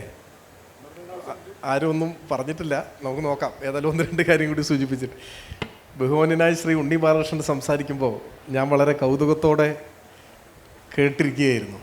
അപ്പം എൻ്റെ മനസ്സിൽ വന്ന തോന്നൽ, അതിലെ ഒരു ഭാഗം ഇത് ഞാൻ പറയേണ്ടതല്ലേ എന്ന് അദ്ദേഹം പറഞ്ഞൊരു ഭാഗം ഞാനല്ലേ പറയേണ്ടതെന്നാണ് എനിക്ക് തോന്നിയത്. പ്രശ്നം എന്താ അറിയോ സ്വരാജേ, നമ്മൾ ഭാഗമായിരിക്കുന്ന ഒരു സംവിധാനത്തെ വിമർശിച്ചുകൂടാന്നൊന്നുമില്ലല്ലോ. എന്ന് മാത്രമല്ല, നമ്മളങ്ങനെ വളരെ സംതൃപ്തിയോടുകൂടി എല്ലാം ഭംഗിയായി നടക്കുന്നു എന്ന് വന്നിട്ട് ഞാൻ ഇവിടെ നിന്ന് നിങ്ങളോട് പറയുന്നു എന്ന് ആലോചിച്ച് നോക്കി. കേരളത്തിലെ മാധ്യമങ്ങളെല്ലാം നല്ല ഗംഭീരമാണ്, അവർക്ക് യാതൊരു അജണ്ടയുമില്ല, അവരാരും സ്വാധീനിക്കപ്പെടുന്നില്ല എന്നൊന്നും പറയാൻ പറ്റുന്ന തരത്തിലുള്ള വിഡ്ഢിത്തമുള്ള ഒരാളല്ല ഞാൻ. എനിക്ക് അതിനെ സംബന്ധിച്ച് വിമർശനങ്ങളുള്ള ആളാണ്. പക്ഷേ ഒരു മാധ്യമ പ്രവർത്തനമാണ് കേട്ടോ. എൻ്റെ ഒരു തൊഴിലിടം മാധ്യമ പ്രവർത്തനമാണ്, എൻ്റെ ഉപജീവന മാർഗം മാധ്യമ പ്രവർത്തനമാണ്. അതുകൊണ്ടാണ് ഞാൻ പറഞ്ഞത്, ഒരു വില്ലേജ് ഓഫീസിലെ ക്ലർക്കുമായി ബന്ധപ്പെട്ടും ഒരു രാഷ്ട്രീയ പ്രതിനിധിയായി ബന്ധപ്പെട്ടും മാത്രമുള്ള വിമർശനമേ എന്നോടും പാടുള്ളൂ. കാരണം അവർക്കൊക്കെ അപജയങ്ങളുണ്ട്, അവർക്കൊക്കെ പ്രശ്നങ്ങളുണ്ട്. അപ്പോൾ നിങ്ങളെന്നെ തിരിച്ചിവിടുന്ന് പോകാൻ പാകത്തിൽ ബാക്കി വെക്കണം. പക്ഷേ ഞാനങ്ങനെ വന്ന് ഒരു അസത്യം പറഞ്ഞിട്ട് പോകാൻ തീരുമാനിച്ചിട്ടില്ല. അതുകൊണ്ടാണ് ഈ ന്യൂസ് റൂമിലെ കാര്യങ്ങളെല്ലാം വളരെ ഗംഭീരമായിട്ട് നടക്കുന്നു എന്ന് പറഞ്ഞ് വാദിക്കാനും അത് സമർത്ഥിക്കാനും വന്നിട്ടുള്ള ആളുമല്ല. അതിൻ്റെ വിമർശനങ്ങളെ സത്യസന്ധമായി ഉൾക്കൊള്ളാൻ തീരുമാനിച്ച് വന്നിട്ടുള്ള ആളുമാണ്. സാധാരണഗതിയിൽ ഞാൻ ഇത്തരം മാധ്യമ ചർച്ചകളിൽ പോകാതിരിക്കുന്നത് ഞാൻ ഭയന്നിട്ടാണ്. കാരണം വെച്ചാൽ എനിക്കെന്നെ ന്യായീകരിക്കാൻ കഴിയുന്ന സാഹചര്യങ്ങളില്ല. എനിക്കിപ്പം ചില കാര്യങ്ങളൊക്കെ മാധ്യമങ്ങൾ സമൂഹത്തിന് വേണ്ടി ചെയ്തിട്ടുള്ള കാര്യങ്ങളൊക്കെ പറയാൻ കഴിയുന്നുള്ളതല്ലാതെ നിലവിലുള്ള മാധ്യമ പ്രവർത്തനത്തെ സമ്പൂർണ്ണമായും അംഗീകരിച്ച് അത് വളരെ മഹത്താണെന്ന് സ്ഥാപിക്കാൻ ശ്രമിക്കുന്ന ഒരാളല്ല, അങ്ങനെ പറയുന്ന ഒരാളല്ല, അത് പറയാനുമല്ല ഞാൻ വന്നിട്ടുള്ളത്. വിമർശനങ്ങൾ ഉൾക്കൊള്ളാൻ തയ്യാറാണ്. ഞാൻ ഉദ്ദേശിച്ചത്, ഉണ്ണി ബാലകൃഷ്ണൻ പറഞ്ഞതിലെ ഒരു ഭാഗം, കേരളത്തിലെ കാലത്തും ഇങ്ങനെയുള്ള ആക്രമണങ്ങളൊക്കെ ഉണ്ടായിട്ടുണ്ട്. അതിനെ ഇടതുപക്ഷം നേരിട്ട് മുന്നോട്ട് വരികയാണ് ചെയ്തത്. ഇടതുപക്ഷത്തിന് ഈ കാര്യങ്ങളൊക്കെ ബോധ്യപ്പെടുത്താനുള്ള സംഘടനാപരമായ ശേഷിയുണ്ട്. അല്ലാതെ ഈ മാധ്യമങ്ങളുടെ പരിലാളന കൊണ്ടൊന്നുമല്ല കേരളത്തിൽ ഇടതുപക്ഷം വന്നിട്ടുള്ളതെന്ന് അദ്ദേഹം പറഞ്ഞു. അതാണ് ഞാൻ പറയേണ്ടതല്ലെന്ന് ഞാൻ തമാശ രൂപേണ സൂചിപ്പിച്ചത്. ഇവിടെ ഏതാനും ചില കാര്യങ്ങൾ പ്രതികരിക്കുമ്പോൾ അതിൻ്റെ മുൻപായി എനിക്കൊരു കാര്യം വ്യക്തമാക്കാനുള്ളത്, മാധ്യമങ്ങളുടെ ചില പ്രവണതകളെ സംബന്ധിച്ചെല്ലാം വിമർശനം ഉന്നയിക്കുന്ന ഒരാളായതുകൊണ്ട് തന്നെ ഒരു മാധ്യമങ്ങളോടെന്തോ ശത്രുതയുള്ള ഒരാളാണ് എന്നൊരു പ്രതീതി ഉണ്ടായിട്ടുണ്ട്. അതില്ല. ഇല്ലെന്ന് മാത്രമല്ല, മാധ്യമപ്രവർത്തനത്തെ ഏറ്റവും ആദരവോടുകൂടി കാണുന്ന ഒരാളാണ് വ്യക്തിപരമായി ഞാൻ. മാധ്യമപ്രവർത്തനത്തിന് നമ്മുടെ സമൂഹത്തിൽ സവിശേഷമായ ഒരു ഇടമുണ്ടെന്നും മറ്റേതെങ്കിലും ഒരു ജോലിയെപ്പോലെയല്ല മാധ്യമപ്രവർത്തനം എന്നും ഉറച്ചു വിശ്വസിക്കുന്ന ഒരാളാണ്. വലിയ ഉത്തരവാദിത്വങ്ങൾ നിർവഹിക്കാൻ നിയോഗിക്കപ്പെട്ട ഒരു വിഭാഗമാണ് മാധ്യമപ്രവർത്തകർ. ആ ആദരവും ബഹുമാനവും എപ്പോഴും ഉണ്ട്. ചില കാര്യങ്ങൾ വിയോജിക്കുമ്പോഴും തർക്കിക്കുമ്പോഴും ആ ആദരവുണ്ട്. പരാതി അർഹിക്കുന്ന ആദരവോടെ മാധ്യമപ്രവർത്തനത്തെ കാണാൻ ആ രംഗത്തുള്ള ചിലർക്ക് കഴിയാതെ പോകുന്നുണ്ടോ എന്ന വിമർശനമാണ്, അല്ലെങ്കിൽ പരാതിയാണ് പലപ്പോഴും ഉണ്ടായിട്ടുള്ളത്. ഇവിടെ ഞാൻ പറഞ്ഞ കാര്യങ്ങളോട് പ്രതികരിച്ചുകൊണ്ട് സൂചിപ്പിക്കാനുള്ളത്, കേരളത്തിൽ ഇടതുപക്ഷത്തിനെതിരായി ചരിത്രത്തിലുടനീളമുള്ള മാധ്യമങ്ങളുടെ നിരന്തരമായ ആക്രമണത്തെ ഇടതുപക്ഷം നേരിട്ടത് ഈ കാര്യം തുറന്നു കാട്ടിക്കൊണ്ടാണ്, ആ കാര്യം തുറന്നു പറഞ്ഞുകൊണ്ടാണ്. ഒരർത്ഥത്തിൽ ഞാനിവിടെ സംസാരിക്കുമ്പോഴും ഞാൻ ലക്ഷ്യമിടുന്നതാണ്. ഇപ്പോൾ കഴിഞ്ഞ തെരഞ്ഞെടുപ്പിൽ ഇടതുപക്ഷം കേരളത്തിൽ ജയിച്ചു. ഗവൺമെൻറ്റിനെതിരെ മാധ്യമങ്ങളുടെ നേതൃത്വത്തിൽ നടന്നിട്ടുള്ള കടുത്ത വിമർശനങ്ങളുടേതായ ഒരു കാലം ഓർത്താൽ അത്ര എളുപ്പമല്ല ആ ജയം. അപ്പോൾ ജനങ്ങളുടെ ഇടയിൽ ശരിയായ വസ്തുതകൾ ബോധ്യപ്പെടുത്താൻ ഇടതുപക്ഷം നടത്തിയ പരിശ്രമത്തിൻ്റെ കൂടി ഫലമായിട്ടാണ് ആ വിജയം ഉണ്ടായത്. അത് തുടർന്നു പോകുന്ന ഒരു കാര്യമാണ്. മാധ്യമങ്ങളെ സംബന്ധിച്ച വിമർശനം എന്താണ്? വിമർശനം ഗവൺമെൻറ്റിനെ വിമർശിക്കുന്നു എന്നതേ അല്ല, സർക്കാരിനെ വിമർശിക്കണം. ഏത് സർക്കാരിനെയും. ജനാധിപത്യത്തിൽ വിമർശനം അനിവാര്യമായ ഒന്നാണ്. നിങ്ങൾ ഞങ്ങളെ വിമർശിച്ചില്ലെങ്കിൽ ഞങ്ങൾക്ക് പെശക് പറ്റാനുള്ള സാധ്യത കൂടുതലാണ്. ഒരു പെശകും പറ്റാത്ത ഒരു വിഭാഗമാണ് ഇടതുപക്ഷം എന്ന് ഒരിക്കലും പറഞ്ഞിട്ടില്ല. ലെനിൻ തന്നെ കമ്മ്യൂണിസ്റ്റുകാരെക്കുറിച്ച് പറഞ്ഞ വിഖ്യാതമായ ഒരു വാചകമുണ്ട്. അദ്ദേഹം പറഞ്ഞത് ഞങ്ങൾക്ക് തെറ്റുപറ്റും എന്ന് തന്നെയാണ്. തെറ്റുപറ്റാത്തവരായി രണ്ട് കൂട്ടർ മാത്രമേ ഉള്ളൂ: ഗർഭസ്ഥ ശിശുക്കളും ശ്മശാനത്തിലെ ശവശരീരങ്ങളും. ജീവിച്ചിരിക്കുന്ന സകലർക്കും തെറ്റുപറ്റും. അതുകൊണ്ട് നമുക്കൊക്കെ തെറ്റുപറ്റാം. അത് വിമർശിച്ചുകൊണ്ടിരിക്കണം. ആ വിമർശനങ്ങളെ സ്വീകരിക്കണം. തർക്കം എവിടെയാണ്? ഞാൻ ചില ഉദാഹരണങ്ങളിലൂടെ വ്യക്തമാക്കാൻ ആഗ്രഹിക്കുകയാണ്. ഈ ഗവൺമെൻറ്റിൻ്റെ വ്യവസായ വകുപ്പ് ഒരു വലിയ പദ്ധതി ആവിഷ്കരിച്ചു. സംരംഭകത്വ വർഷം അതായിരുന്നു. ചെറുകിട സംരംഭങ്ങൾ, ആ സംരംഭങ്ങൾ 1,00,000 എണ്ണം കേരളത്തിൽ സ്ഥാപിക്കണമെന്ന് ലക്ഷ്യം വെച്ചു. അത്ഭുതകരമായിരുന്നു അതിൻ്റെ റിസൾട്ട്. 1,30,000-ഓളം, കൃത്യകണക്ക് ഇപ്പോൾ എനിക്കില്ല, അതിലും കൂടിയെന്ന് തോന്നുന്നു, ചെറുകിട സംരംഭങ്ങൾ യാഥാർത്ഥ്യമായി കേരളത്തിൽ. ലക്ഷ്യം വെച്ചു. 1,15 ലക്ഷത്തിന് മുകളിൽ യാഥാർത്ഥ്യമായി. എന്തൊരു വലിയ നേട്ടമാണ് നമുക്കുണ്ടായത്. കേരളത്തിലെ ഒരു ടെലിവിഷൻ ചാനൽ അന്ന് ഈ മഹത്തായ നേട്ടത്തെ ലക്ഷണമൊത്ത കള്ളം എന്നൊരു തലക്കെട്ട് കൊടുത്തു. അങ്ങയുടെ ചാനലല്ല, തെറ്റിദ്ധാരണ വേണ്ടെന്ന് എഴുതി പറയും. ലക്ഷണമൊത്ത കള്ളം എന്ന് പറഞ്ഞു. തുടർന്നുള്ള ദിവസങ്ങളിൽ ഈ കാര്യം കളവാണ് എന്ന് തെളിയിക്കാൻ വേണ്ടി ആ മാധ്യമം വലിയ പരിശ്രമം നടത്തി. അവർ പറഞ്ഞു 15%-ഓളമോ എത്രയൊരു ശതമാനം പൂട്ടും. ഇന്ത്യയിൽ ദേശീയ ശരാശരി 1,00,000 സംരംഭങ്ങൾ തുടങ്ങുമ്പോൾ ചുരുങ്ങിയത് 30% പൂട്ടുന്നതാണ്. അതങ്ങനെയാണ്. അത് വെച്ച് നോക്കിയാൽ പോലും 1,00,000-ൽ കൂടുതലുണ്ട് ഇവിടെ പ്രവർത്തിക്കുന്നുണ്ട്. പിന്നെ ഒന്ന്, ഞാൻ അങ്ങനെ സമയം ഒരുപാട് എടുക്കുന്നില്ല, ഞാനിത് പറയുമ്പോൾ ഇതേ സമയത്ത് കേരളത്തിൽ ലക്ഷണമൊത്ത കള്ളം എന്ന തലക്കെട്ടോടുകൂടി സംരംഭകത്വ വർഷം പരാജയമായിരുന്നു എന്ന് സ്ഥാപിക്കാൻ ഭയങ്കരമായി വാശിയോടെ ആക്രോശം നടത്തിക്കൊണ്ടിരിക്കുന്ന ഏതാണ്ട് അതേ സമയത്ത് അതേ ചാനലിൻ്റെ ഇംഗ്ലീഷ് ഓൺലൈൻ എഡിഷൻ തമിഴ്നാട്ടിലെ കാങ്കയത്തെ ചില സവിശേഷ സാഹചര്യങ്ങളെക്കുറിച്ച് ഗവേഷണാത്മകമായ ഒരു നീണ്ട ലേഖനം പ്രസിദ്ധീകരിച്ചു. അതെന്താണെന്നറിയൂ? തമിഴ്നാട്ടിലെ തിരുപ്പൂരടുത്ത് കാങ്കയം എന്ന് പറയുന്ന സ്ഥലത്ത് കൊപ്ര അധിഷ്ഠിത വ്യവസായം കഴിഞ്ഞ വർഷങ്ങളിൽ ഗംഭീരമായി വളർന്നു വന്നു. കേരളത്തിൽ നിന്ന് അവർ കൊപ്ര വാങ്ങിക്കൊണ്ട് പോവാണ്. അവിടെയെല്ലാം വൻകിട മില്ലുകൾ, 100 കണക്കിന് മില്ലുകൾ അവിടെ ഈ കൊപ്ര ആട്ടി വെളിച്ചെണ്ണയാക്കും. എന്നിട്ടത് പാക്കറ്റിലാക്കി കേരളത്തിൽ വിൽക്കും. ഇന്ത്യയിലെ വെളിച്ചെണ്ണ വ്യാപാരത്തിൻ്റെ കേന്ദ്രമായി കാങ്കയം മാറി. എന്നാൽ കാങ്കയത്തെ ഈ വെളിച്ചെണ്ണ വ്യവസായം തകർച്ചയെ നേരിട്ടതിനെക്കുറിച്ചാണ് ഈ ആർട്ടിക്കിൾ. വളരെ പഠനാർഹമായ ഒരു ആർട്ടിക്കിളാണ്, നല്ല ഗവേഷണം നടത്തിയിട്ടുണ്ട്. എന്നിട്ട് ആ ലേഖകൻ ചൂണ്ടിക്കാണിക്കുന്നു, അവിടെ ഒരു വലിയ മില്ലിൻ്റെ ഉടമ ആത്മഹത്യ ചെയ്തു, മില്ലുകൾ അടച്ചുപൂട്ടി, വലിയ പട്ടിണിയിലായി തൊഴിലാളികൾ. എന്തുകൊണ്ട് ഇങ്ങനെ സംഭവിച്ചു? ആ ലേഖകൻ കൃത്യമായി ചൂണ്ടിക്കാണിക്കുകയാണ്, കേരളത്തിൽ വ്യവസായ സംരംഭകത്വ വർഷത്തിൻ്റെ ഭാഗമായി 3000-ഓളം വരുന്ന ചെറുകിട ഓയിൽ മില്ലുകൾ, എന്ന് വെച്ചാൽ ഒരു ചെറിയ മുറിയിൽ സ്ഥാപിക്കാൻ പറ്റുന്ന 1 ലക്ഷം 2 ലക്ഷം 3 ലക്ഷം ഒക്കെ വിലയുള്ള ചെറിയ മൈക്രോ മെഷീൻ സ്ഥാപിച്ച് 3000-ലധികം വരുന്ന ഓയിൽ മില്ലുകൾ കേരളത്തിൽ ആരംഭിച്ചു. ഇവിടെ ശുദ്ധമായ വെളിച്ചെണ്ണ ഉൽപ്പാദിപ്പിക്കാൻ തുടങ്ങി. വ്യവസായ സംരംഭകത്വത്തിൻ്റെ ഭാഗമായി വലിയ വിജയമായതിനെ തുടർന്ന് കാങ്ങയത്തെ വെളിച്ചെണ്ണ വാങ്ങാൻ ആളില്ലാതെ തമിഴ്നാട്ടിലെ ഒരു പ്രദേശമാകെ പട്ടിണിയിലായി. അവിടെ മില്ലുകൾ അടച്ചുപൂട്ടി, മില്ലുടമ ആത്മഹത്യ ചെയ്തു. നിങ്ങൾ ആലോചിച്ച് നോക്കൂ. ഒരേ സമയം കേരളത്തിലെ ഒരു പ്രധാനപ്പെട്ട ടെലിവിഷൻ ചാനൽ ലക്ഷണമൊത്ത കള്ളം എന്ന് കേരളത്തിലെ വ്യവസായ സംരംഭകത്വ വർഷത്തെ അധിക്ഷേപിക്കുമ്പോൾ അതേ ചാനലിൻ്റെ ഇംഗ്ലീഷ് ഓൺലൈൻ എഡിഷൻ വ്യവസായ സംരംഭകത്വം വലിയ വിജയമായെന്നും അതിനെ തുടർന്ന് തമിഴ്നാട്ടിൽ ഇങ്ങനെ ഒരു സംഭവം ഉണ്ടായി എന്നും എഴുതുകയാണ്. ഇതിനെ നിങ്ങൾ എന്ത് വിമർശനത്തിൻ്റെ പട്ടികയിലാണ് പെടുത്തുക? ഇതാണ് കേരളത്തിലെ മാധ്യമങ്ങൾ പിന്തുടരുന്ന ഒരു പൊതുരീതി. ഉദാഹരണങ്ങൾ 100 എണ്ണം നമുക്ക് പറയാൻ സാധിക്കും. ഇടതുപക്ഷത്തിനെതിരായ ആക്രമണം ഗവൺമെൻറ്റിനെതിരായ വിമർശനമല്ല. അതിൽ ഇപ്പോൾ ഞാൻ ഈ സദസ്സിനോട് തന്നെ ചോദിക്കുകയാണ്, ഒരു യുവതിയെ വീട്ടിലേക്ക് വിളിച്ച് അടിച്ചു കൊന്ന് ആഭരണങ്ങൾ കവർന്ന് വീടിൻ്റെ മുറ്റത്ത് കുഴിച്ചിട്ട യൂത്ത് കോൺഗ്രസിൻ്റെ സെക്രട്ടറിയുടെ, മണ്ഡലം സെക്രട്ടറിയുടെ പേര് നിങ്ങൾക്ക് ആർക്കെങ്കിലും അറിയോ? പക്ഷേ ദുരിതാശ്വാസ ക്യാമ്പിലേക്ക് ഓട്ടോറിക്ഷയ്ക്ക് പൈസ കൊടുക്കാനില്ലാതെ 2 രൂപ പിരിവെടുത്ത ഓമനക്കുട്ടനെ നിങ്ങൾ മരിച്ചാലും മറക്കില്ല. ഇതിൽ ന്യായമുണ്ടോ? ഇതിൽ ന്യായമുണ്ടോ?